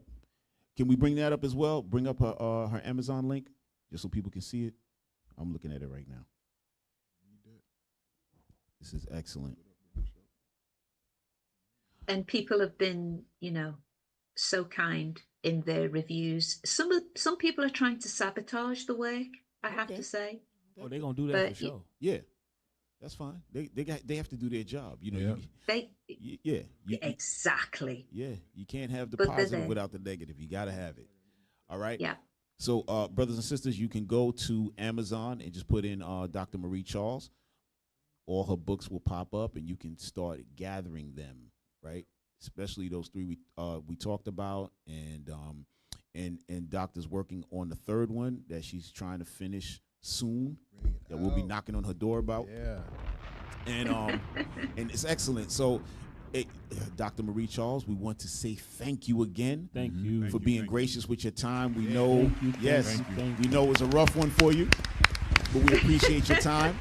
Okay, Thank you. And we're gonna be in contact to try to stay on top of you, see when you're done, and bring you back, because we need to have you back on to discuss that 3rd one. This is just like great stuff. All right. And thank you for telling me your surname. That is so important. You see, that roots you. It places you in those confines of Scotland, and Saint Andrew, who was a wonderful priest, a saintly figure. Thank you for that. Okay. Hey, you know how it goes. All right. Thank you. Thank you. Right. Lovely to meet you all. Take care now. Okay, you as well. All right. Bye-bye. Bye. All right. Yeah, that was some good stuff. Oh, man. yeah, that was excellent. That was good, yeah, man. Excelente. Bro, that sounds like a wine. What is that? Let me get some of that Excelente. Yeah. Hey, that's exactly the stuff we need, man, for the youth violence seminars. Yep. They gonna hate it. They gonna hate the work. Oh, yeah. Man. Doc, 100%. Don't be discouraged. No, I don't they're think going to hate the work. No. Hell, they got us high up on the list. Yeah. They got us 3rd. Yeah. Listen, I don't think she don't care about none of that. She don't give a damn. Yeah, she don't care about none That's of that. good. She's That's bringing good it work. forth. Yeah, she got a passion. Yeah, exactly. But this is the beautiful thing we were talking about, and the same thing we were talking about with Dr. Lulu on the last show, right? About his love for his people. Right. Exactly. That's why you do what you do. Same thing with us. Love for our people. That's why we do what we do. We out there teaching. We out here, bringing our people with community. We bridging the gap. Right.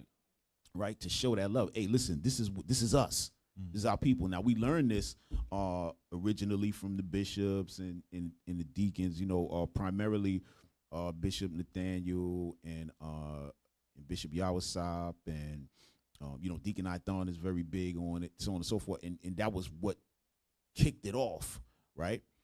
And Deacon, I thought, he got hidden history, so he goes into a bunch of stuff. But it's great to have, to deal with the scholars, the ones who are really putting in that time. This is a beautiful thing, man. It's a beautiful thing. Just imagine if she take that spoon, like she was talking about, and dig a little deeper. That's our history. That's the real original deal of the Israelite history, because that's right up under where she at. Yeah, it's going to happen. I think that's where it's going to go. It's a snowball. Yeah, absolutely. Because you can't get away from it. That was when remember she brought out about the priests coming from France and going up. Right, I'm already churning. That's where those priests. That's where they're coming from, that line. But remember, our people started to get into Christianity and Catholicism, and it started to get crazy. Right. And that's where it's coming from. But all praise to the Lord. This was a beautiful thing, man. It was a beautiful thing. Man, hey, I got one more, man. I'm excited. Let me just grab one more scripture, man. Yeah, I got one too, man. I got changing the game, man. Yeah, that's exactly what we're trying to do. Of course. And this research is the beginning of us changing the game. What game are we changing? The hands of rulership. Give me Deuteronomy chapter 30 and verse 1. Go ahead. This is the book of Deuteronomy, chapter 30 and verse 1. Come on.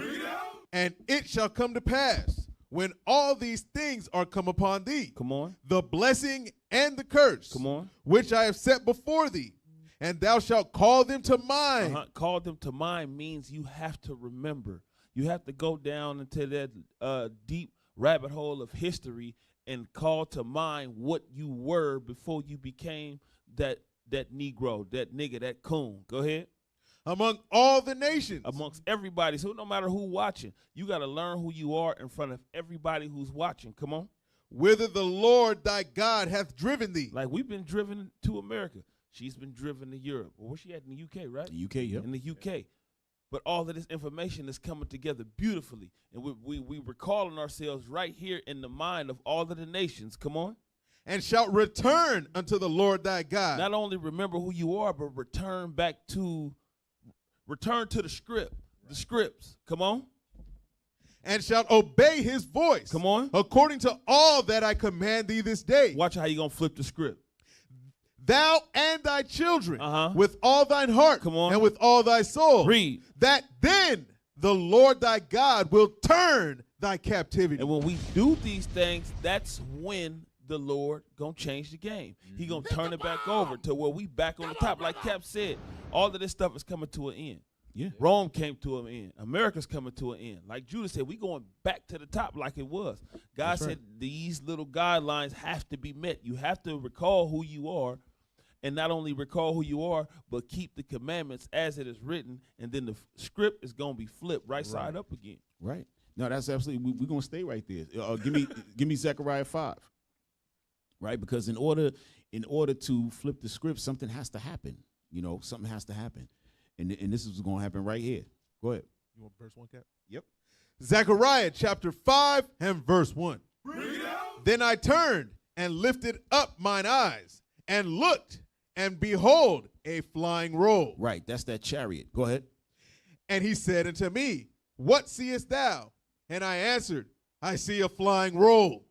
The length thereof is 20 cubits, and the breadth thereof is 10 cubits. Come on. Then said he unto me, This is the curse that goeth forth over the face of the whole earth. Right. This is the curse that goeth over the face of the whole earth. Go ahead. For everyone that stealeth. For everyone that stealeth. Go ahead. Shall be cut off, as on this side according to it. Go ahead. And every one that sweareth shall be cut off, as on that side according to it. When he's talking about everybody that steals, it's not talking about people who's stealing some gum and a Snickers bar out of the store and all of that. That's not what the stealing is talking about. Watch this. Go ahead, read on.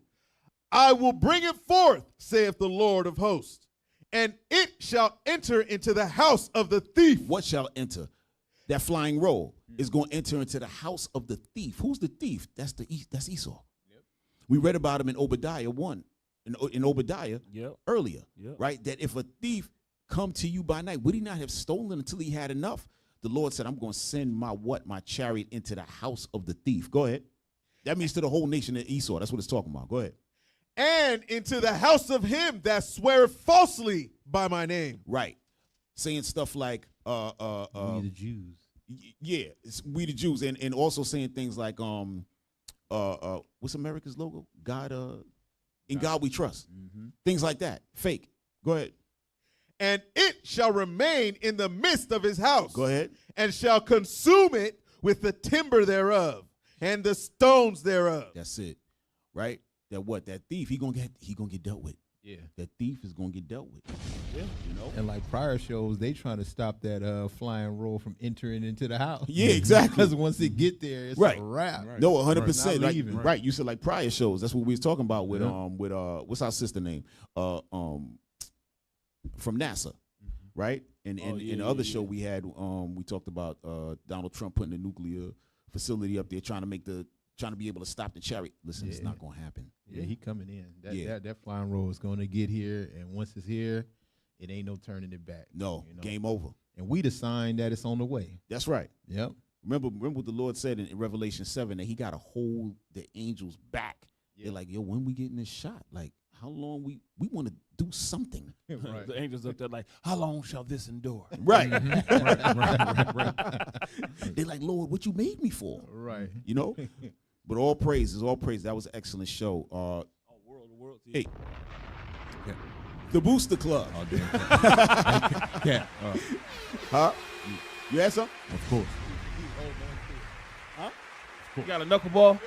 All right, come on. Yeah. All right, Amos chapter 8, verse 11. Let's get it. Be quick. All right. Amos 8 and what? And verse 11. Yes, sir. About to wrap up. I just want that, and then I want one more. Isaiah 61. Yeah, come on, man. This is the I'm book pushing the envelope.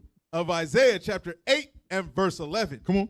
Behold, the days come, saith the Lord, that I will send a famine in the land, Uh-huh. not a famine of bread, Yep. nor a thirst for water, Uh-huh.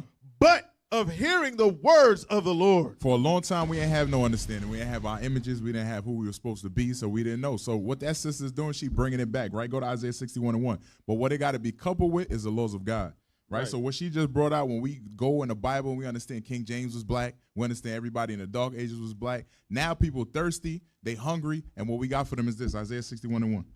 Isaiah chapter 61 and verse 1. The Spirit of the Lord is upon me, because the Lord hath anointed me to preach good tidings unto the meek. Right, because all those who feel like they're in lower state, we lifting up their spirit with this word of God. When that word of God connects to that history and you see, oh, we are the people that the book is talking about, it make you feel good on the inside. Go ahead. He hath sent me to bind up the brokenhearted, Right, because all of us have been broken here, but we getting restored. Read. to proclaim liberty to the captives, Freedom. Go ahead. and the opening of the prison to them that are bound. Right, so at the end of the day, we're going to get released from this jail, which you call America, by knowing our history. It's a long time we didn't have it, and now we're getting it back. So all praises, man. That came together of the Lord. Yeah, all praises, man. We had some other stuff we could have brought out, like Bunch. we'll save it. Some other, the origin of the Anglo-Saxon race, things of that nature. We'll save it. I think maybe we should. Yeah. We're gonna hold on to Yeah, that. we're gonna hold on to it because we got the sis coming back on, and hey, listen, man, she about to break out that book to us for the first time. That's gonna be crazy. We about to debut that. Don't Bring bring it it. out. Yeah, that's gonna be beautiful. All praises. Beautiful, man. Yeah, we praise the Lord for that thing. But back to it. Yeah, there you go. There the you go. Booster Club. Hey, y'all make sure y'all send what y'all can to the Booster Club, the Isaiah 11:11 project. All right, we out there trying to gather the 12 tribes back together again by pushing this word through the earth. All right, give what y'all can. All right, help us with the flights, help us with hotels and food and so on. All right, so all praise to the Lord. Give what y'all can. All right, Isaiah 11:11 project. Also, save a couple of coins for us and donate and support the show, the Nehemiah Squad. Lord willing, y'all enjoying what y'all getting here. All right, there goes the QR code. Hit that, or just send it to iuic.norcal@israelunite.org. Yeah. Woo. All right, and okay, so next week, right, next Monday, we're going to have Before the Holocaust, the African Genocide, okay? Yeah. And this guest is called Jephthah Ngorimo, right? Now, this is going to be incredible because it's going to show how Germany, before they went in, the Nazis, before they went in and went and did their genocidal work, right, on those people, that they first went into Namibia, okay, and did, how can I say, a trial run. Yeah. Right? And this is incredible. This brother, he wrote a documentary, filmed it, and we said, hey, we got to have him on. And we're going to get into some real good stuff. Some stuff that's not even in the documentary I spoke to him about, and we about to get in there. We about to do it. It's going to be a real good show. Make sure y'all tune in. October 27th, y'all already know, 8:30 Pacific Standard Time. Come on. Okay? So with that. Yo. Duck, it's a precept. Yeah, get that precept, bro. What's wrong with you? This is the book of Nehemiah, chapter 13 and verse 21. Go ahead. Then I testified against them and said unto them, why lodge ye about the wall? If ye do so again, I will lay hands on you. If you do this thing again, we got to lay hands on you. If you keep on stealing our identity, we got to lay hands on you. If you don't donate here to the Booster Club, we got to lay hands on you. So keep that up. Keep that stealing up. Woe unto you that steal.